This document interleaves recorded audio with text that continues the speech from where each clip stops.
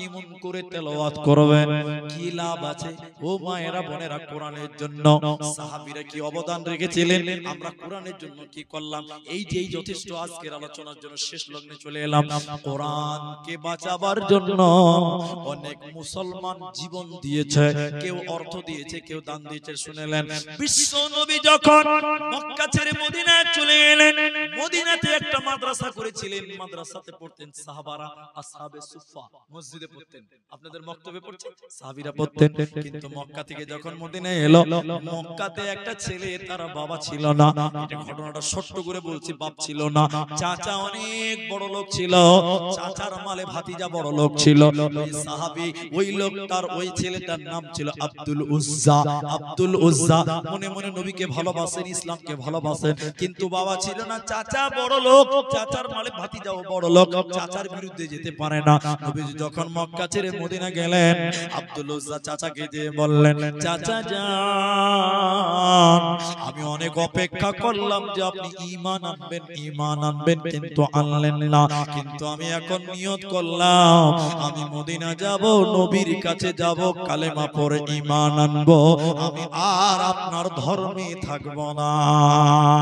আব্দুল উজ্জার চাচা তখন বলেছিলেন, আব্দুল উজ্জা, তুই যখন আমাকে ছেড়ে চলেই যাবি, নিয়ত করে নিয়েছিস, এটাই যদি তোর সিদ্ধান্ত হয়ে থাকে, ও বেটা ভাতিজা তুমি শুনে নাও, আমি তোমাকে জমি জামা টাকা পয়সা সোনা দানা যা দিয়েছি সব কিছু আমার মাল, আমাকে ফেরত দিয়ে খালি হাতে তোমাকে যেতে হবে। আব্দুল উজ্জা জমি জামা টাকা পয়সা সোনা দানা চাচা তাকে যা দিয়েছিল সব রিটার্ন করে দিল, তার কাছে আর কোনো মাল নাই, সে এবার চলে যাবে। এবার আব্দুল উজ্জার চাচা বলছে, ও ভাতিজা আব্দুল উজ্জা, তোমার পরনে যে জামা রয়েছে, লুঙ্গি রয়েছে, পায়জামা রয়েছে, চাদর রয়েছে, ওটাও আমার টাকা, এটাও তোমাকে দিয়ে যেতে হবে, আমার কিঞ্চিত পরিমাণ জিনিস তোমাকে নিতে দেব না। এবার আব্দুল উজ্জা কি করবে? বাবা ছিল না, জামা কাপড় সব চাচার ছিল, এবার তাকে ল্যাংটা হতে হবে। চাচা ভাবছে ভাতিজা ল্যাংটা হতে পারবে না, ঈমানও আনতে পারবে না, পড়লো বিপদে। কিন্তু আব্দুল উজ্জা কাঁদতে কাঁদতে মনে মনে নিয়ত করলেন আর বললেন, আল্লাহ তুমি নিশ্চয়ই পবিত্র, তাই তুমি বেঈমানদের টাকার কাপড় আমার শরীরে রাখতে চাইছো না। আব্দুল উজ্জা তখন টান দিয়ে শরীরের কাপড়টা খুলে দিল, শরীরের জামাটা খুলে দিল, এরপরে এক টান দিয়ে পরনের পায়জামা খুলে দিল, ল্যাংটা হয়ে গেল, বিবস্ত্র হয়ে গেল, নগ্ন হয়ে গেল। কাঁদতে কাঁদতে আব্দুল উজ্জা মায়ের দরজায় যে আওয়াজ দিল, মা যুবক ছেলেকে ল্যাংটা দেখে লজ্জিত হয়ে মা একটা কম্বল ছিঁড়ে দুই টুকরা করে আব্দুল উজ্জাকে দিয়ে দিল, দুই টুকরা কম্বল ছিঁড়ে দিল। মা বলছে, বেটারে এক টুকরা তুমি গামছার মতন পড়ে নাও, আর একটা তাওয়ালের মতন শরীরে দিয়ে দাও। বেটা তোমার এই হাল কেন? ঘটনা খুলে বলল, আর আমি চললাম মদিনা, নবীজির কাছে যাব, ঈমান আনবো। অনেক লম্বা ঘটনা। এবার একটা কম্বল নয়, একটা কম্বল দুই টুকরা করে শরীরে গায়ে দিয়েছে, একটা গামছা একটা চাদর গায়ে দিয়ে হাঁটতে হাঁটতে রাতের অন্ধকারে মক্কা থেকে মদিনা মুনাওয়ারা কয়েকদিনের মধ্যে মদিনা পৌঁছে গেল। রাত্রি বেলায় বিশ্ব নবীর যে মাদ্রাসা ছিলেন, ওই মাদ্রাসার গেটে বসে আছে। আল্লাহ রাসূল ঘর থেকে বাড়াচ্ছে, মসজিদ থেকে বাড়াচ্ছে, আব্দুল উজ্জাকে দেখে চিনা চিনা চিনা চিনা লাগছে, এই ছেলেটাকে দেখে দেখা দেখা লাগছে, এই ছেলেটা তো মক্কা মনে হয়। আরে বাবা, তোমার নাম না আব্দুল উজ্জা? এবার আব্দুল উজ্জা কাঁদতে কাঁদতে বিশ্ব নবীকে জড়িয়ে কাঁদতে কাঁদতে ঘটনা বলতে লাগলো, তোমার এই অবস্থা কেন? এবার বলছে, হুজুর, ঈমান আনার কারণে, আপনার কাছে আসার কারণে আমার চাচা আমার সব কিছু নিয়ে নিয়েছে, পরনের লুঙ্গি এবং পায়জামাটাও নিয়ে নিয়েছে, আমার কাছে কোনো মাল ছিল না, আমার মা আমাকে দুটো টুকরো কম্বল দিয়েছে। নবীজি তাকে জড়িয়ে নিলেন, কালেমা পড়িয়ে বললেন, আজ থেকে তোমার নাম আব্দুল উজ্জা নয়, আমি নবী বলছি তোমার নাম আব্দুল্লাহ। এইবার এইটুকু মনে রাখবেন। এবার আব্দুল্লাহ এখন গরিব না বড় লোক? বলেন সবাই, বলুন ছিল কি ছিল না? ছিল। কিন্তু আমরা মুসলমান, কোরআন সম্পর্কে কিচ্ছু জানি না, একদম গাফিল। তাহলে কোরআন কেন? কোরআনের ইতিহাস কি, কোরআনের অস্তিত্ব কি, কোরআন এলো কেন, কোরআনের পরিচয় আমাদেরকে প্রথমে জানতে হবে। সবাই বলুন কি করতে হবে? জানতে হবে। জানবো কোথায়, কার কাছে জানবেন? আল্লাহর কোরআনকে জিজ্ঞাসা করেন, হে কোরআন, হে কোরআন, তুমি তোমার পরিচয় বলো। তুমি কেন, তুমি কিসের কারণে কেন আসলে তুমি বলো। তোমার অস্তিত্ব কি তুমি বলো।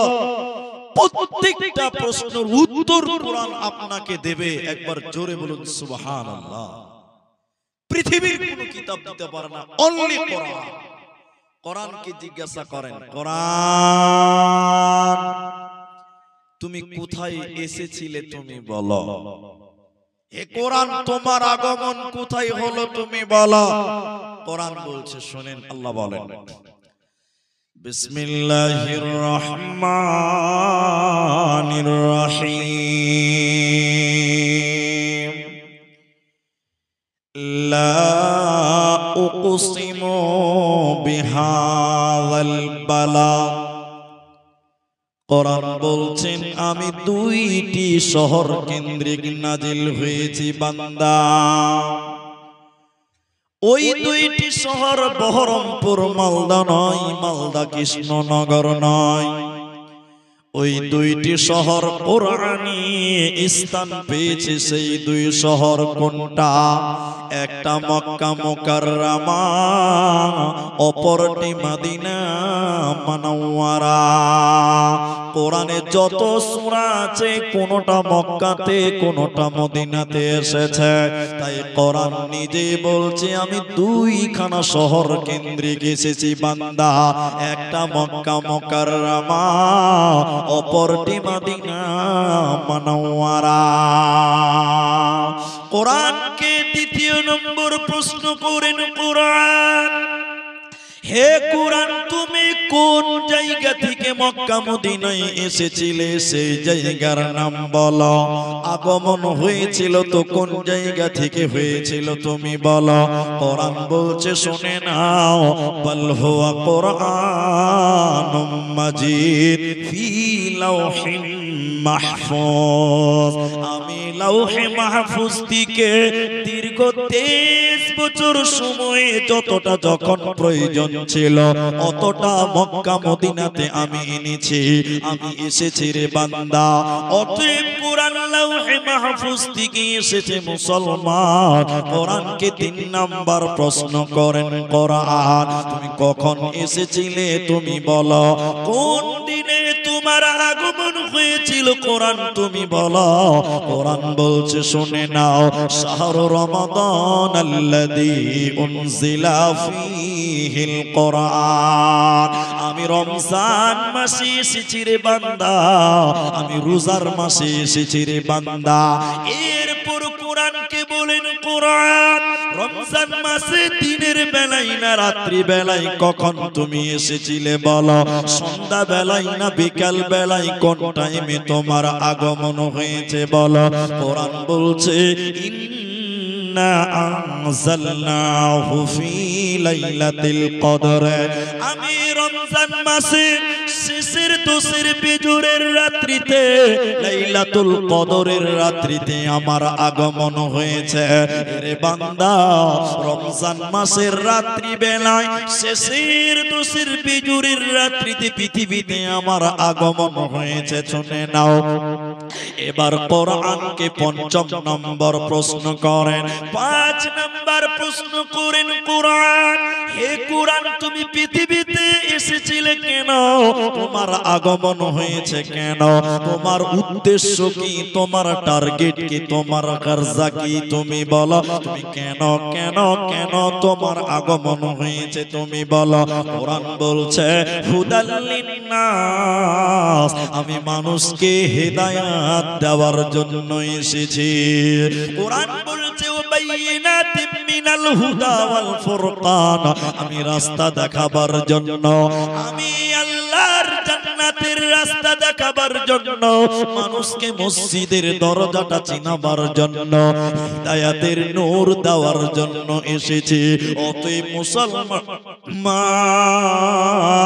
এই কোরআন থেকে তুমি হিদায়াত গ্রহণ করো, এরই নাম কোরআন।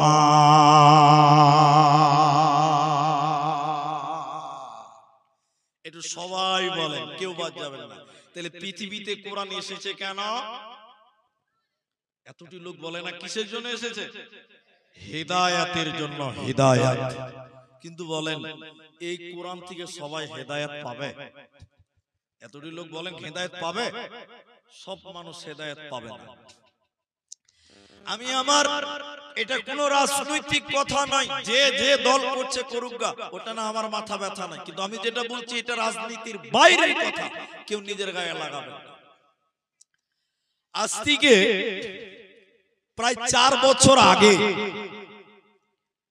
একজন মুসলমান ইসলাম ধর্ম ত্যাগ করেছে, ত্যাগ করে অমুসলিম হয়ে গেছে, নাস্তিক হয়ে গেছে, এক কথায় হিন্দু হয়ে গেছে। সে স্বাধীন দেশে যে কোনো দেশ ধর্ম মানতে পারে, ওটা নিয়ে আমি তাকে জোর করতে পারি না। কিন্তু সে যখন ইসলাম ধর্ম ত্যাগ করে আল্লাহর কোরআনকে হাতে নিয়ে বলেছিল, এই কোরআন থেকে 26টা আয়াতকে কেটে বাদ দিয়ে দিতে হবে। জুড়ে বলুন নাউজুবিল্লাহ। কোরআনের আয়াত বাদ দেওয়া যাবে? এতটি লোক বলেন যাবে? যাবে না। আচ্ছা, যে লোকটা এত বড় কথা বলল, তার নাম ওয়াসিম রিজভী। তার নাম শুনেছেন আপনারা? শুনেছেন নাকি? আচ্ছা, সে 26টা আয়াতকে দাগ দিয়ে দিয়ে দিয়ে দিয়ে দিয়ে লিস্ট করলো। তাহলে আপনারা এখন বলেন, সেই লোক কোরআনটা পড়েছিল কি পড়েনি? এতটি লোক বলে না পড়েনি, পড়েছিল। তা আল্লাহ বলছে কোরআন তো হেদায়েত দিবে, তো উ পড়ে আরো গুমরা হয়ে গেল। উ পড়লো তার গুমরা হলো, পথভ্রষ্ট হলো, জাহান্নামী হলো। অথচ সেও কোরআন পড়ছে, আর আপনাদের মসজিদের ইমাম সাহেবও কোরআন পড়ছে। পড়ছে কি পড়ছে না বলেন? তাহলে এর ঈমান বাড়লো আর ওর ঈমান কমলো কেন? এখানে একটা আয়াতও বলবো, একটু ধৈর্য ধরে। এটা উদাহরণ দিলে ভালো বুঝতে পারবো। এখান থেকে আপনাদের এই স্ট্যান্ডটা কত কিলোমিটার? 1.5 কিলোমিটার হবে বোধহয়, নাকি 1.5 কিলোমিটার হবে ওই স্ট্যান্ড যেটা আছে। এখানে একটা রাস্তাতে গাড়ি চলছে, খুব চলছে পশ্চিমবঙ্গে, 3 চাকা গাড়ি। তার নাম টোটো। টোটো, কেউ বলছে টুকটুকি, কেউ বলছে টোটো। আবার আপনাদের মুর্শিদাবাদের কোন কোন এলাকাতে বলছে চেন্নাই, বলে জি আপনাদের এই সুতি থানা ওইসব এলাকাতে বলছে।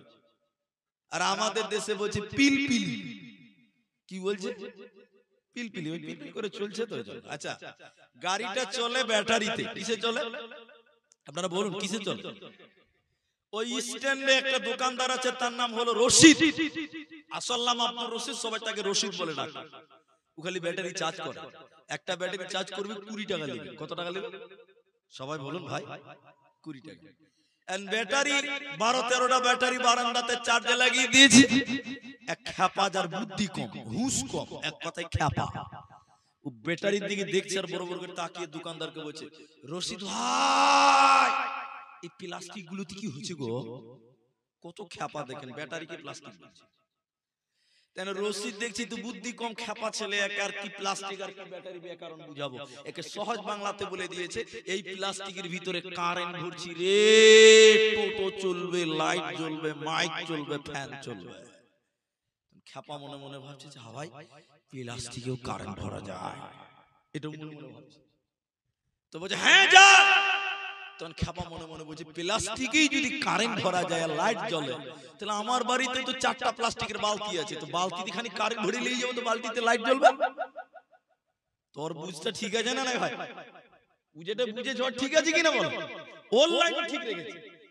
এবার বাড়িতে তাড়াতাড়ি চলে এসে 4টা মোটা মোটা প্লাস্টিকের বালতি নিয়ে দোকানদার রশিদের কাছে যায়, বলছে রশিদ ভাই, আমার বালতিতে খানি কারেন্ট ভরে দাও, বাড়িতে আলা জ্বালাবো। আচ্ছা বলেন, ওর বালতিতে কারেন্ট ঢুকবে? এতটি লোক কথা বলেন ঢুকবে? রশিদ তখন আস্তে করে বলছে, খ্যাপা তো বুঝাতে পারবো না। এই খ্যাপা, এই পাগলা, তোর প্লাস্টিকের বালতিতে কারেন্ট ঢুকবে না। তখন খ্যাপা জামা উড়াইছে, বাবা আর বাবা, তোর বেলায় ভরবে আর আমার বেলায় ঢুকবে না, মানে বুঝাতে পারে না। এখন এমন সময় একটা লোক বলছে, রে পাগলা, রে খ্যাপা, তোর প্লাস্টিকের বালতির ভিতরে কারেন্ট ঢুকবে না কেন?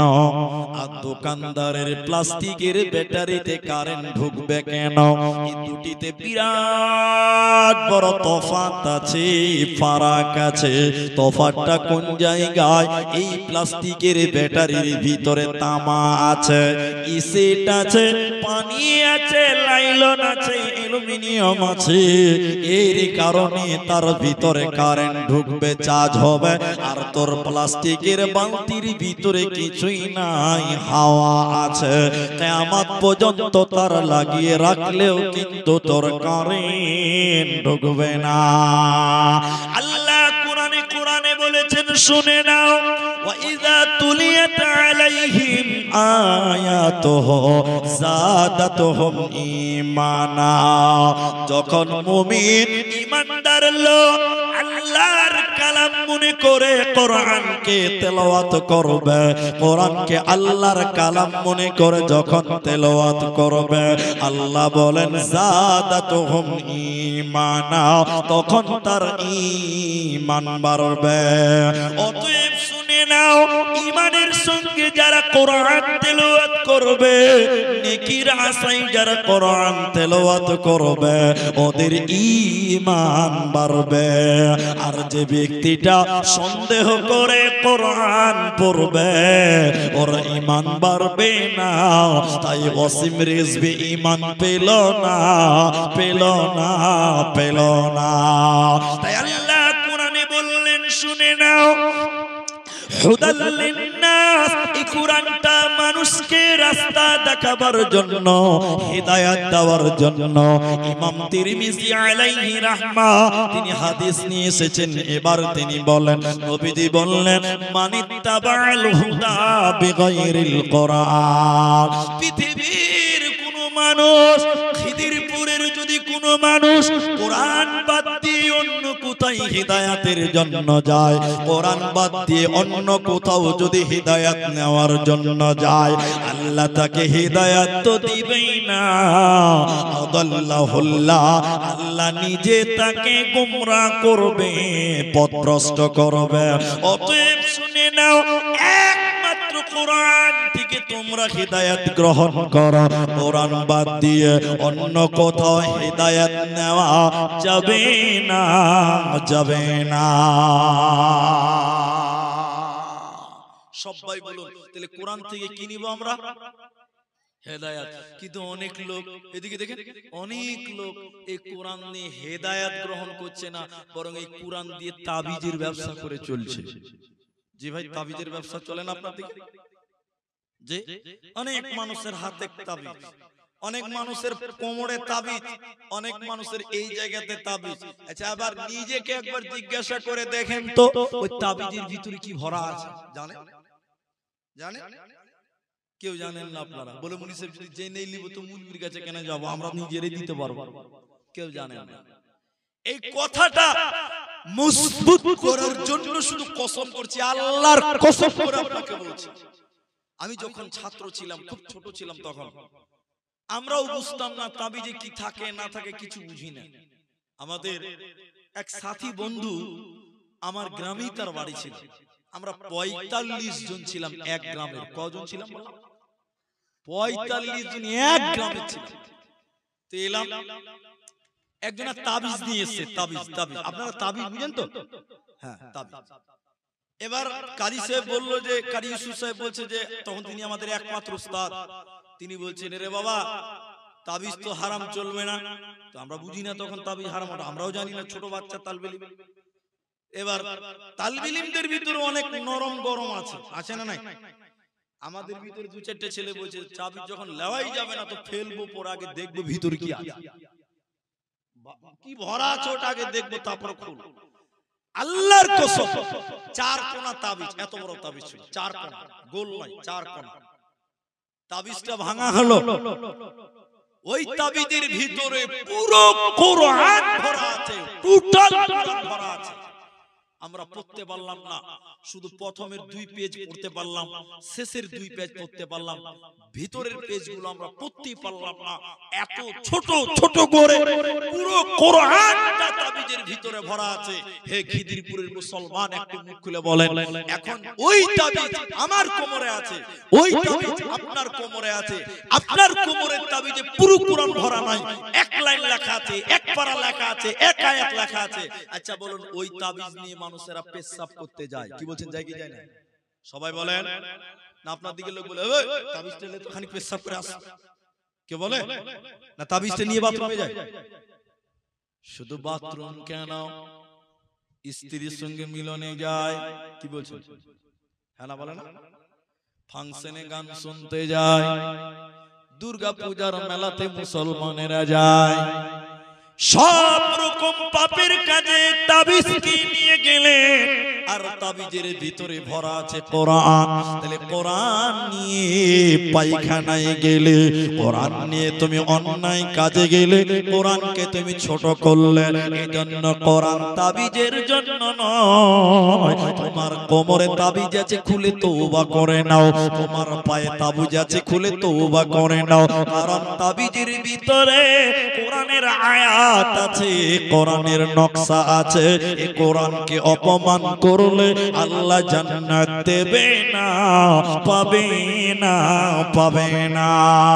তাই নবীজি বলেন, এই কোরআন বাদ দিয়ে যদি অন্য কোথাও তুমি হিদায়াতের জন্য যাও, তুমি তো হিদায়াত পাবে না। আদাল্লাহুল্লাহ, আল্লাহ তোমাকে নিজে জাহান্নামী বানিয়ে দেবে, আল্লাহ তোমাকে গোমরাহ বানিয়ে দেবে, আল্লাহ তোমাকে পথভ্রষ্ট করবে। অতএব আল্লাহর কাছে হিদায়াত চাও, হিদায়াতের মালিক আল্লাহ। নিতে হবে কোরআন থেকে। পৃথিবীর কোন দরগায় হিদায়াত পাওয়া যাবে না, যাবে না, যাবে না। শুধু তাই নয়, কোরআন এমনই একটি কিতাব, যে কিতাব পড়লে নেকি হয়, যে কিতাব শুনলে নেকি হয়, যে কিতাবের পেছনে সময় দিলে নেকি হয়। কোরআনের টোটালটাই নেকি, কোটালটাই নেকি রয়েছে। নবীজি বললেন, শুনে নাও, আলিফ লাম মিম, তিনটা হরফ, তিনটা অক্ষর রয়েছে। এই তিনটা অক্ষর পড়লে 3 নেকি পাওয়া যাবে না, 30 নেকি পাবেন। প্রতিটি অক্ষরে অক্ষরে 10টা 10টা করে নেকি দেবে।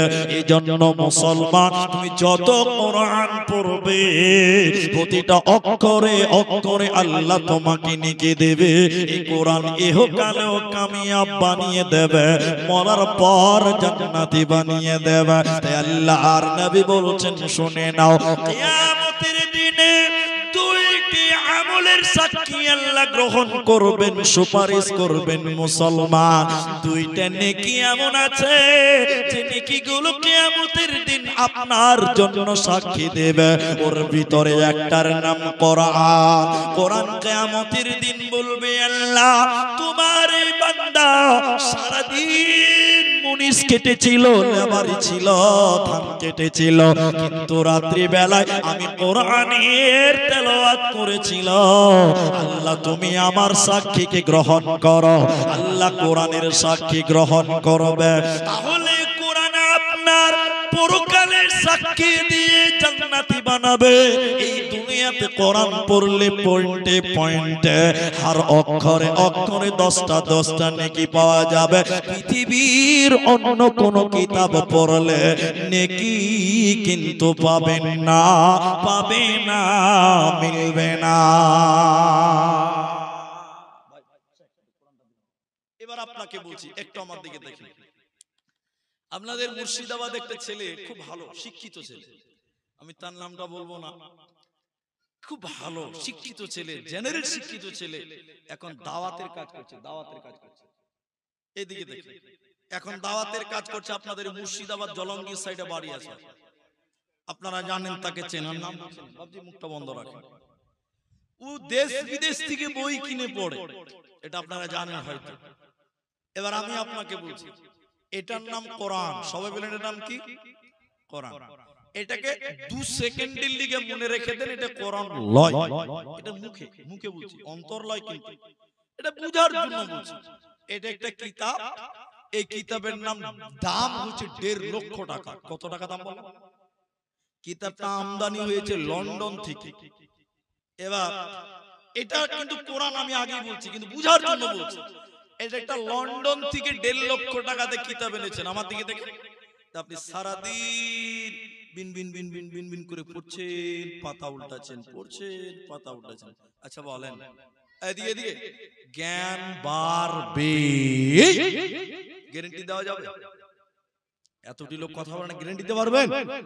জ্ঞান বাড়তেও পারে, নাও পারে। অনেক বই পড়ে আরো মানুষ পাগল হচ্ছে, ঠিক বলছি না? নাই বলেন। তাহলে ওই 1.5 লক্ষ টাকা দামি বই সারা দিন পড়লেন, জ্ঞান বাড়বে, এর কোনো ভরসা জুড়ে বলে নাই। আচ্ছা, এবার দ্বিতীয় পয়েন্ট আছে, এত পড়ছে এত পড়ছে এত পড়ছে, 1.5 লক্ষ টাকা দাম, একটা নেকি পাওয়া যাবে? সবাই বলে না কথা, আধা নেকি, 1 ইঞ্চি কিছু নেকি পাওয়া, সবাই বলেন যাবে না। একটু জোরে বলবেন, কোরআন কোরআন পড়লে জ্ঞান বাড়বে কি বাড়বে না? এতটুকু জোরে বলুন না ভাই, বাড়বে কি বাড়বে না? বাড়বে। এই জন্য দেখেন, আমি ছোট করছি না, নাউজুবিল্লাহ আস্তাগফিরুল্লাহ, স্কুলের বাচ্চাদেরকে আমি অপমান করছি না, নাউজুবিল্লাহ আস্তাগফিরুল্লাহ। দেখেন, স্কুলে ছেলেদের চেয়ে মাদ্রাসার ছেলেরা চালাক বেশি হয়, ঠিক বুঝছেন না? এরা হ্যাঁ না বলে না? একবার লিখে দেখেন। তাহলে প্রমাণ দিতে হবে তো, খালি ঠিক বললে তো হবে না, প্রমাণ দিতে হবে তো। এবার প্রমাণটা নিয়ে এলেন, 1 মিনিট খেলেন। এই যারা স্কুলে পড়ছো তুমি রাগ করিও না, আমি স্কুলে পড়েছি। এবার শুন, এদিকে 3টা ছেলে স্কুলে পড়ে আর 3টা ছেলে মাদ্রাসা পড়ে, ওইদিকে লেগেছে। এটা প্রতিযোগিতা হচ্ছে, পাল্লা পাল্লি, কোন দল জিতে, এরকম খেলা হয় কি হয় না? হয়। এবার প্রশ্ন করছে 5টা মাস্টার আর 5টা মুলবুল। কি প্রশ্ন? এদিকে দেখে, একটা 2 বিঘে জায়গা পুকুর করেছে, 2 বিঘে জায়গাতে কি করেছে বললাম? সবাই বলুন। আর ভর্তি পানি আছে, লোড পানি, লোড পানি। এখন স্কুলের বাচ্চাদেরকে বলছে, এই এই 2 বিঘা জায়গার পুকুরে পানি ভর্তি হয়ে আছে, এই পানিগুলো একটা বালতিতে ভরতে পারবি? স্কুলের ছেলেগুলো গাল চুলকেছে, এত পানি বালতিতে ঢোকা যায় নাকি? বুদ্ধি কাজ করছে। হ্যাঁ বাবা, 2 বিঘা জায়গার পানি একটা বালতিতে ভরতে বলছে, পারবে না? বলছে না স্যার, এটা সম্ভব নয়, অসম্ভব। এটা কারা বলছে? স্কুলের ছেলেরা বলছে। এবার বলছে তাহলে পারবি না? বলছে না। এবার মাদ্রাসার তালবিন 3টা আছে, ওর মাত্র 4-এ পড়ে, কিছু বুঝে না। এখন ওই 3টে ছেলেকে বলছে, এই এই 2 বিঘা জায়গার পানিকে এক বালতিতে ভরতে পারবি? বলছে এ তো মেরা বাঁ হাত কি খেল है। কি বলছে? এ তো বাঁ হাতের খেলা। হ্যাঁ, বাঁ হাতের খেলা? কেমন করে বাঁ হাতের খেলা? সবাই বলে দেখি কেমন করে বাঁ হাতের খেলা। পুকুর ক বিঘা? বলছে 2 বিঘা। বালতি আমি 4 বিঘা সমান বানাবো। বলেন সহজ কিনা বলেন? এরা কথা বলেন সহজ না? পুকুর 2 বিঘা, আমি বালতি 3 বিঘা সমান বানাই, তো ওই পানিটা একটু বিঘা কেনা আর কোনো ব্যাপারই না, আরাম সেটে যাবে। তাহলে আপনি এটাকে আমি সাধারণভাবে বুঝালাম আপনাকে। কোরআন পড়লে মানুষের জ্ঞান বাড়ে না কমে? জোরে বলো, বাড়ে। এবং নেকিও আছে, কি বলছেন নাই? এই জন্য প্রতিটি অক্ষরে অক্ষরে তোমার ঈমান নিতে গেলে এই কোরআন তুমি তেলাওয়াত করো। এই কোরআন তোমাকে পরকালে জান্নাতি বানিয়ে দেবে, তোমার কোনো চিন্তা রবে না, রবে না। কোরআন সূরা বাকারা সূরা নাম্বার 2 পারা নাম্বার 2 রুকু নাম্বার 21 লাইন নাম্বার 12 আয়াত নাম্বার 177 এর মাঝখানে আল্লাহ তাবারাক ওয়া তাআলা বলেন, ওয়াল কিতাব, আমার আল্লাহ বলেন আমার যত কিতাব আছে রে, এটা একের অধিক দ্বিবচন শব্দ আল্লাহ বলেছেন। তাওরাত বলেন, ইনজিল বলেন, জাবুর বলেন, কোরআন বলেন, আমার যত কিতাব আছে এই কিতাবগুলির উপরে তোদের ঈমান রাখতে হবে। যারা কোরআনকে বিশ্বাস করবে না, যারা কোরআনের প্রতি ঈমান রাখবে না, ওরা জান্নাতে যাবে না, পাবে না, দেবে না। মক্কার মুশরিকেরা, মক্কার কাফেরেরা মক্কার মুজরিমেরা তারা বলেছিল এই কোরআনটা আল্লাহর কালাম নয়, এই কিতাবটা আল্লাহর নয়। ওরা অস্বীকার করেছিল, তারা বলেছিল এই কিতাবটা নবী মুহাম্মদ বাড়িতে বসে বসে বানিয়েছে, এই কিতাবটা আল্লাহর নয়, নবীজি বানিয়েছে।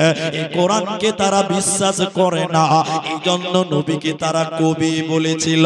বিশ্ব নবীকে তারা বলেছিল নবীজি পাগল হয়ে গেছে, নবীজি কবি হয়ে গেছে। কবি না হলে এত সুন্দর কোরআন বানাতে পারত না। তার মানে তারা বিশ্বাস করত না এটা যে আল্লাহর কালাম, তারা মানত না, বলতো এটা নবী মুহাম্মদ বাড়িতে বসে বসে বানিয়েছে। কিন্তু এটা কোনোদিন সম্ভব হবে না, হবে না, হবে না। এক মিনিট আমার দিকে দেখেন আপনারা, এখনকার যারা বাচ্চা স্কুলে পড়ছে, ছোট ছোট যারা আছে, কবি নজরুলের নাম শুনেছি, শুনেছেন, শুনেননি আপনারা? কবি রবীন্দ্রনাথ নাম শুনেছেন, ধীরেন্দ্রনাথ, এদেরকে কি বলা হয়? কবি। বলুন কি বলা হয় এদেরকে? একটু বলুন না। কবি, কবি। আর কবিতা কাকে বলে? আতা গাছে, তোতা পাখি, ডালিম গাছে। মাশাআল্লাহ, খুব ভালো জানেন তো। এটাকে বলে কবিতা আর ওটাকে বলে কবি। আচ্ছা, মুহাম্মদ সাল্লাল্লাহু আলাইহি সাল্লামকে কবি বলা হলো কেন? এখানে আপনাকে উত্তর দিচ্ছি, একটু দেখেন কোরআন। একটু বলবেন আমার সঙ্গে, বলুন একবার ইনশাআল্লাহ। ইনশাআল্লাহ দেখেন, বিসমিল্লাহ। ইন্না আ'তাইনাকাল কাউসার। সার শেষের অক্ষরটার নাম কি বললাম? অক্ষরটা কি? র। র, আলিফ বাতে র আছে না? কাউসার শেষের অক্ষরটা কি? সবাই বলুন। র বলবেন। 2 নম্বর আয়াত ফাসাল্লি লিরাব্বিকা ওয়ানহার, শেষ কি আছে? র। র। 3 নম্বর পড়েন ইন্না শানিয়াকা হুয়াল আবতার, শেষ কি আছে? তো সুবহানাল্লাহ বলবেন। এত সুন্দর মিল, এই জন্য কে বুঝে কবিতা। আর একটু দেখাই, বিসমিল্লাহির রহমানির রহিম। ওয়াশ-শামসি ওয়াদুহাহা ওয়াল কমারি ইযা তালাহা ওয়ান নাহারি ইযা জাল্লাহা ওয়াল লাইলি ইযা ইয়াগশাহা ওয়াস সামাই ওয়া মা বানাহা ওয়াল আরদি ওয়া মা তাহাহা। সব শেষে হা হা। এই অবস্থা দেখে মুশরিকেরা বলেছিল এটা হলো কবিতার বই। লিখেছে কে? কবিকে? সকলে জোরে বলেন নবী মুহাম্মদুর রাসূলুল্লাহ সাল্লাল্লাহু আলাইহি ওয়াসাল্লাম। আল্লাহ ওদের চ্যালেঞ্জ দিয়ে উত্তর দিলেন। আল্লাহ মুশরিকদের চ্যালেঞ্জ দিয়েছে কোরআনের ভিতরে, হে মুশরিকের দল, হে মুজরিমের দল, যদি তোরা বলিস কোরআনটা নবী বানিয়েছে, আমি আল্লাহ তোদেরকে বলছি শুনে নে। ওয়া ইন কুনতুম ফি রাইবিম মিম্মা নাযালনা আলা আবদিনা ফাতু বিসূরাতিন মিন মিথলিহি ওয়াদউ শুহাদা। হে কাফেরেরা, যদি বলো এই কোরআনটা মুহাম্মদ বানিয়েছে, আমি আল্লাহ বলছি তোমরাও মানুষ, নবীও মানুষ, তোমরাও মানুষ। পার্থক্য তার কাছে ওহী নাজিল হয়, তোমাদের কাছে হয় না। তাহলে নবীজি যেমন মানুষ, হে কাফেরের দল তোরাও তো তেমনই মানুষ। তাহলে তোরা যদি বলছিস এই কোরআনটা নবীজি বানিয়েছে, আমি আল্লাহ বলছি তোরা তাইলে এই কোরআনের মতন একখানা কিতাব বানিয়ে দেখা। 114টা সূরা বানাতে হবে না, 30 পারা বানাতে হবে না, একটা সূরা তোরা বানিয়ে দেখা, একটা আয়াত তোরা বানিয়ে দেখা। ইন কুনতুম সাদিকিন। পৃথিবীর কেউ কোরআন বানাতে পারেনি, ভবিষ্যতে কেউ পারবে না। অতএব এই কোরআন নাযিল করেছেন, সবাই বলুন আল্লাহ। কোরআনের প্রতিটা অক্ষরে অক্ষরে নেকি পাওয়া যাবে। তাহলে সবাই একবার বলেন কোরআনের মালিক কে? আল্লাহ। এতে কারো সন্দেহ আছে? তাহলে এই কোরআন পড়লে নেকি হবে, তাবিজ বানালে গুনাহ হবে। এখন পড়ার ব্যাপারে আরেকটা কথা ক্লিয়ার না করলে বক্তব্য আগাবো না। সেটা কি একটু বলবেন? অনেক মুসলমানদের বাড়ির গেটে লেখা আছে 786 আছে না, দেখেছেন আপনারা? হ্যাঁ না বলেন। হ্যাঁ, অনেক মুসলমানদের গাড়িতে লেখা আছে 786, কি আপনারা দেখেননি মনে হয়? আল্লাহর কসম, আমি একটা বেদাতীদের মসজিদের কথা বলছি, কিন্তু জায়গাটার নাম বলবো না, কালকে আমার বাড়িতে লোক চলে আসবে, জি ওই জন্য জায়গার নাম বলবো না। একদম আমার বাড়ির পাশে এটা বেদাতীদের মসজিদ। মসজিদে আমি কোনোদিন যাইনি, আমার জীবনে যাইনি, আমার জীবনে মসজিদে যাইনি। এই কয়েকদিন আগে একদিন খুব পেশাব করা লেগেছে, বসে আছে মসজিদের পাশে, আমি বলছি তাহলে বাড়ি চলে যাই, আমার বাড়ি একদম কাছে। আমাকে কিছু মুসল্লি বলছে, হুজুর আপনি হেঁটে দিয়ে চলে যান না, কি আছে, ওরা কি আপনাকে কিছু বলবে? কিছু বলবে না, এদিক ঠিক আছে, তাও যাই না। ওদের মসজিদে অনেক রকম ব্যাপার আছে। যাই হোক, ঢুকছি তো দেখছি যে গেটে লেখা আছে, মসজিদের গেটে লেখা আছে 700, সবাই বলুন 786। আচ্ছা, এগুলো মুসলমানের বাড়িতে থাকে কি থাকে না, জোরে বলে? থাকে। একবার নিজেকে জিজ্ঞাসা করেছেন এর মানেটা কি? আমি এই দিক দিয়ে জালসায় গেছিলাম, এই দিক দিয়ে এই বেলডাঙ্গা দেবগ্রাম এটা দিয়ে ওই ঘাট একটা নদী পার হয়ে চলে গেছিলাম, ওই পারে পূর্ব বর্ধমান, মাদ্রাসার নামটা বলছি না। যাই হোক, ওই জালসার এত লাইট, মেন গেটে লেখা আছে বড় বড় করে 786। এবার দেখেন, স্টেজে উঠলাম, তখন ঘড়িতে বাজে রাত 1টা। কটা বাজে? 1টা। আমি স্টেজে মাইক ধরে খানিক পর বলছি যে ভাই, ওই গেটে দেখলাম বড় বড় করে 786 লেখা আছে, তো এর মানেটা কি ভাই একটু বলবেন? স্টেজে একটা লোক কানাতে বসেছিল, ও আমাকে বলছে, বক্তা সাহেব আপনি এটাও জানেন না? মানে আমি ওর কাছে কোনো মূল্যই নেই। তুমি 786 মানে জানো না, মানে তুমি কিছু জানো না। তাহলে আমি বলছি যে ভাই সবকিছু যে সবাই জানবে এমন তো ব্যাপার নাই, কি বলছেন? হ্যাঁ না বলে? তা আমি একটু জানিলে আজকে, সব দিন তো জানলাম, আমি আর জেনেই লিখানি, আগে আপনি ওটা মানে বলেন। তখন এদিকে দেখে ও তখন বলছি, হুজুর 786 মানে হলো বিসমিল্লাহির রহমানির রহিম। নাউজুবিল্লাহ বলেন, এটাই মানে। আবার কি করে মানে? ওই অঙ্ক যদি মিলাতে যান তাহলে 786 আর হরে কৃষ্ণ হরে রাম দুটাই এক। কথা বুঝতে পারলেন? আরে হ্যাঁ না বলে না? এবার আপনাকে না বুঝালে তো আপনি বুঝবেন না, তাহলে আমাকে বুঝাতে হবে। সেটা কি? বগদাদি কায়দা পড়েছেন আপনারা পড়েননি মনে হয়? পড়েছেন? আল্লাহর 99টা নাম আছে না, তার আগের পৃষ্ঠায়, পরেরটা না আগেরটাই, একদম নিচের দিকে দেখবেন ঘর করে কয়েকটা অক্ষর লেখা আছে, ছোট ছোট করে, আলিফ বা তা সা, ছোট ছোট করে লেখা আছে। এবার ওই অক্ষরের নিচে একটা করে অঙ্ক লেখা আছে, অঙ্ক বলতে আলিফ, ওর নিচে লেখা আছে 3, বা ওর নিচে লেখা আছে 1, তা ওর নিচে লেখা আছে 17, এরকম অঙ্ক লেখা আছে। কি লেখা আছে বললাম? সবাই বলেন অঙ্ক। এবার কি করে 786 এর বিসমিল্লাহ এক হলো? এবার অঙ্ক মিলান, এদিকে বায়ে প্রথমে বা, বিসমিল্লাহতে প্রথমে বা, তারপরে সিন, তারপরে মিম, এইভাবে তো। এবার দেখেন হিসাব করছি, বা বায়ের অঙ্ক কত আছে রে? ওই যে 3, লেখ 3। তারপরে কত আছে? সিন, এই কত, সিনের নাম্বার কত? 5, লেখ 5। তারপরে কত? মিম, মিমের কত? 8, লেখ 8। এই সব কি অক্ষর দিয়েছে, আর তার অঙ্কগুলো মিলিয়ে অঙ্ক করে যোগ করে দেখছে যে 786। বলছে এটাই বিসমিল্লাহ। বলছে কি বলছে বলেন তো? এটাই বিসমিল্লাহ। আচ্ছা বলো, 786 আর বিসমিল্লাহ দুটোটা এক হতে পারে? এতটি লোক জোরে বলেন পারে? সহজভাবে আপনি বুঝেন, বেড়ে যাবেন না। আজকে খিদিরপুর গ্রামে বিসমিল্লাহ বলে গরু হালাল হয়েছে, হয় কি হয়নি? গরু জবাই হয়নি? আচ্ছা একটা লোক বলেন গরু জবাই করার দোয়া কি? বিসমিল্লাহ আল্লাহু আকবার। এখন কোন খিদিরপুরের কসাই যদি বলে 786 আল্লাহু আকবার, বিহাই খেয়াল ও তো গুষ্টি মারি। না না 786 বিসমিল্লাহ একই যায়, তো বিসমিল্লাহ বলবো না, 786 আল্লাহ আকবার। কে খাবে? হাত তুলে বলো, কে খাবে? কে খাবে?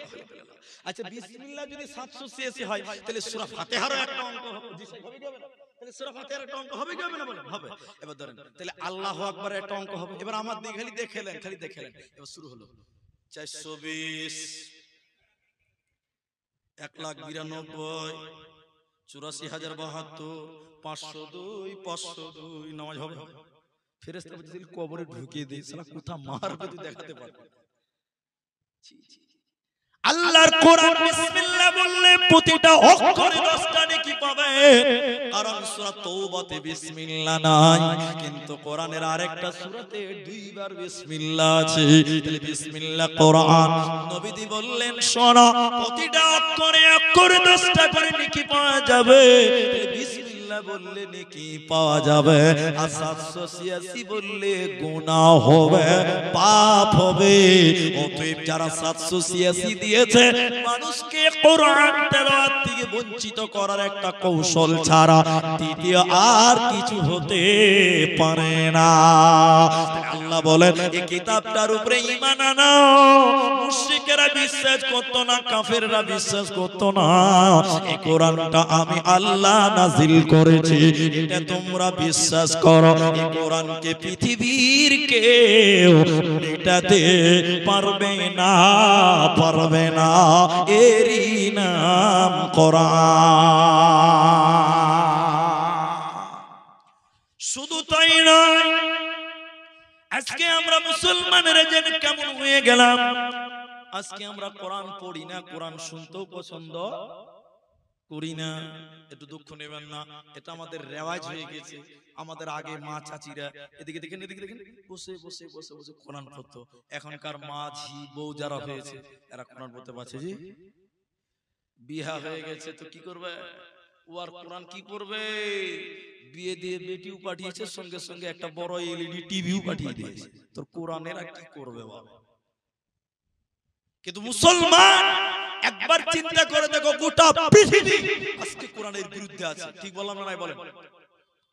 আমাদের আসামে মাদ্রাসাগুলোকে তালা মেরে দিয়েছে, যেগুলো ওই সরকারি মাদ্রাসা, এমএ মাদ্রাসা, সিনিয়র মাদ্রাসা। পশ্চিমবঙ্গে সিনিয়র আছে, আলিয়া আছে, আছে না? নাই বলেন। কিন্তু আসামে এখন আর নাই, বন্ধ করে দিয়েছে। কোরআনকে বন্ধ করে একটা ষড়যন্ত্র। সহজ করে বলছি, এই কথাটা কেউ না শুনে উঠবেন না, জোরহাত করে বলছি। এখন পশ্চিম বাংলায় এসআইআর চলছে। কি বলছেন? চলছে কি চলছে না? চলছে না? খালি কাগজ নিয়ে দৌড়াদৌড়ি করে বেড়াচ্ছে, খালি দৌড়াদৌড়ি করে বেড়াচ্ছে, খালি দৌড়াদৌড়ি করে বেড়াচ্ছে। এসআইআর যদি নামটা বাদ যায়, এই যদি ভোটার লিস্টের নামটা কাটা যায়, আপনি হলেন ডি ভোটার। আপনাকে আগে ডিটেনশন ক্যাম্পে ভরবে, আল্লাহর কসম করে বলছেন। এনআরসি হওয়ার আগে হয় এনপিআর, বাড়ি বাড়িতে হয়। এখানে এনপিআর বলছে না, কারণ জানে এনপিআর বললে মেরে বাংলা 5 বানিয়ে দিবে। ওই জন্য বলছি এসআইআর। ওই সেম কাজ বাড়িতে বাড়িতে হচ্ছে। ডি ভোটার হবে, ওদেরকে আগে ধরবে। এই জন্য কেন্দ্র সরকার বলেছে প্রত্যেকটা রাজ্যে ডিটেনশন ক্যাম্প তৈরি করতে। খবর আছে আপনাদের? শুনেননি মনে হয়? প্রত্যেকটা রাজ্যে ডিটেনশন ক্যাম্প হবে। আমাদের আসামে ডিটেনশন ক্যাম্প আছে 3টা। কটা আছে? পশ্চিমবঙ্গ হবে, জায়গা বরাদ্দ হয়ে গেছে। আমি ওটা বলছি না। এখন আমি যেটা বলছি, ওরা এনআরসি করবে, এসআইআর করবে, যা ইচ্ছা করছে। যদি সরকার আইন পাস করেছে ওটা মানতে হবে। মানতে হবে কি হবে না? হবে। কারণ আমার বক্তব্য, আসামে এনআরসি করেছিল কেন বলুন তো? মুসলমানগুলোকে বাংলাদেশ পার করবে, তার লিগে। কি করবার লিগে? এটা বলুন।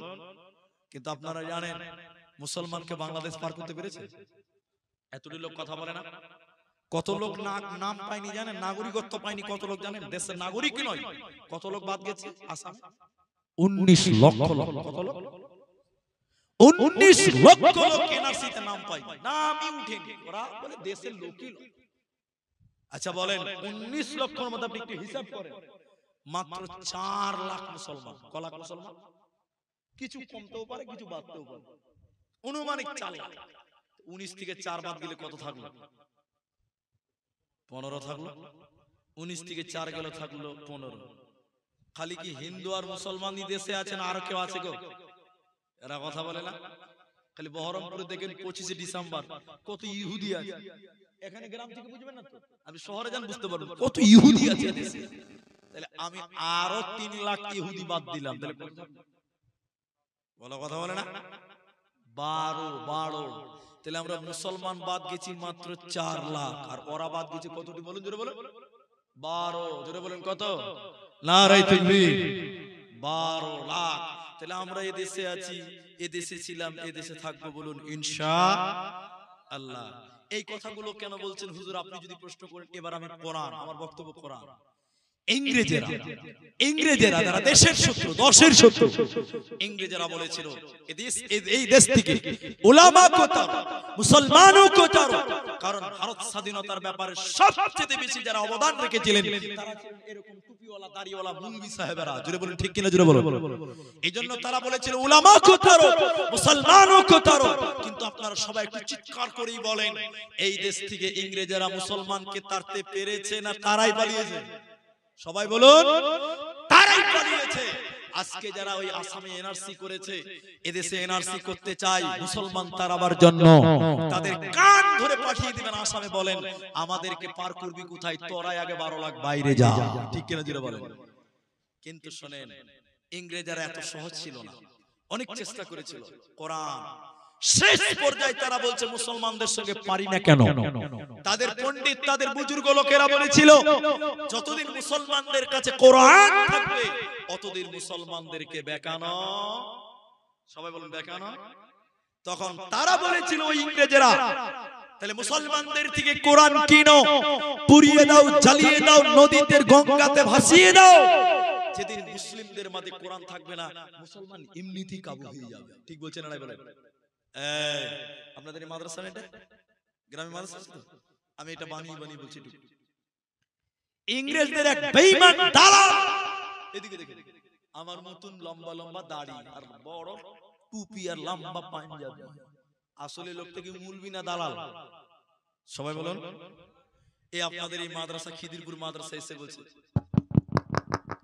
মুলবি সাহেব মুলবি হয়ে চলেছে এক মুলবি মেনে গেছে আপনাদের মাদ্রাসায় কোরআন আছে আচ্ছা বলেন এই মাদ্রাসায় যে যদি আমি এখন যে বলি মুলবি সাহেব আপনাদের মাদ্রাসায় কোরআন আছে মুলবি সাহেব বলছে যে আপনার মাথায় কি গোবর আছে নাকি এই কথাটা বলবে কি বলবে না এই বেকুব মাদ্রাসায় কোরআন থাকবে না তো কি থাকবে ঠিক না জুড়ে বলে কত মাথা মোটার প্রশ্নতে ধরা পড়ছে বুঝি মুলবি সাহেব তোমাদের মাদ্রাসায় কোরআন আছে মুলবি সাহেব বলছে তোর মাথায় গোবর ভরা আছে রে বোকা মাদ্রাসায় কোরআন থাকবে না তো কি আছে তো আবার বলছে যে তা মুলবি সাহেব কতটি আছে মুলবি সাহেব বলছে মেলাইটি আছে তুমি কতটি দিবে যতটি আছে সবটি নিব তখন কোরআন বিরুদ্ধে আন্দোলন চলছে তখনই হেড মুলবি বুঝে নিয়েছে ডাল মে কুছ কালা হ্যায় তখন বলছে কোরআন নিবে ঠিক আছে বসো নাস্তা পানি করো দামি লোক দামি মেহমান ওকে নাস্তা পানি করতে লাগিয়ে দিয়েছে এই মাদ্রাসার হেড মাওলানা তিনটা ছেলেকে ডেকেছে যাদের বয়স মাত্র 12 বছর রে আব্দুর রহমান রে আব্দুর রহিম করে আব্দুল সত্তার বাবা আছিস রে তিনটা ছেলে লাব্বাইক জি হুজুর বলেন আরে বাবা তোরা তো গোটা গোটা কোরআন মুখস্থ করেছ তোমরা গোটা গোটা কোরআনকে আত্মাতে রেখেছো এটা বলেন হাফিজরা কোরআন মুখস্থ করেই করে না জোরে বলেন করে এখন মাওলানা বলছে রে বাবা আব্দুর রহমান তুমি একাই কোরআন দিয়ে দিতে পারবে ওই নাস্তিক বেঈমানকে কিন্তু তুমি ক্লান্ত হয়ে যাবে হাঁপিয়ে যাবে রে আব্দুর রহমান তুমি 1 থেকে 10 পারা শুনিয়ে দাও রে আব্দুর রহিম তুমি 11 থেকে 20 পারা শুনিয়ে দাও রে আব্দুল সত্তার তুমি 21 থেকে 30 পারা শুনিয়ে দাও যখন তিনটে ছেলে থেকে শুরু করে মিনাল জিন্নাতি ওয়ান নাস বলেছে এই বেঈমান বসা ছিল দাঁড়িয়ে মুলবিকে জড়িয়ে নিয়ে কালেমা পড়ে ঈমান এনে চিৎকার করে বলতে লাগলো আমাদের আলোচনা হয়েছিল কোরআন কিন পুড়িয়ে দাও জ্বালিয়ে দাও যতদিন মুসলমানদের কাছে কোরআন থাকবে ততদিন মুসলমানদের বেকানো যাবে না কিন্তু আমি এখন ঈমান এনেছি আল্লাহর কসম করে বলছি এই কোরআনকে মুসলমানদের থেকে আলাদা করা সম্ভব হবে না তার কারণ এই কোরআনটা মুসলমানেরা তাদের আত্মাতে জায়গা দিয়েছে এই কোরআনকে মুসলমানেরা তাদের কলিজাতে স্থান দিয়েছে এই কোরআনকে মেটানো সম্ভব হবে না এজন্য একজন দার্শনিক একজন ইসলামিক গবেষক এইরকম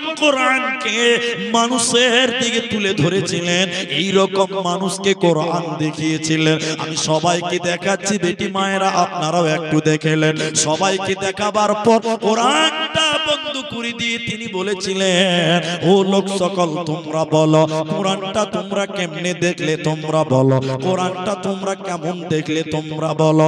সবাই বলতে লাগলো সাদা কাগজে কালো কালিতে লেখা আছে দেখলাম, সাদা কাগজে কালো কালিতে লেখা আছে।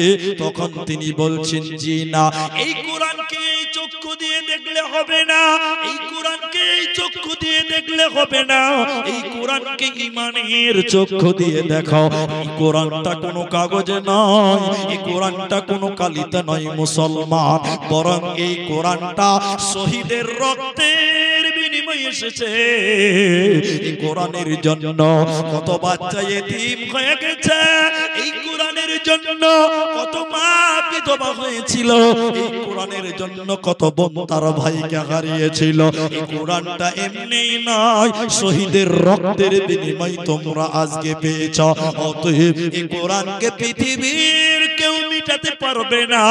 সব কোরআন যদি আগুন জ্বালিয়ে দেন, মুহূর্তে আরেকটা কোরআন ছেপে যাবে, কারণ লক্ষ লক্ষ কোটি কোটি বিলিয়ন মিলিয়ন কোরআনের হাফেজ আছে, কোরআনকে মেটানো সম্ভব হবে না।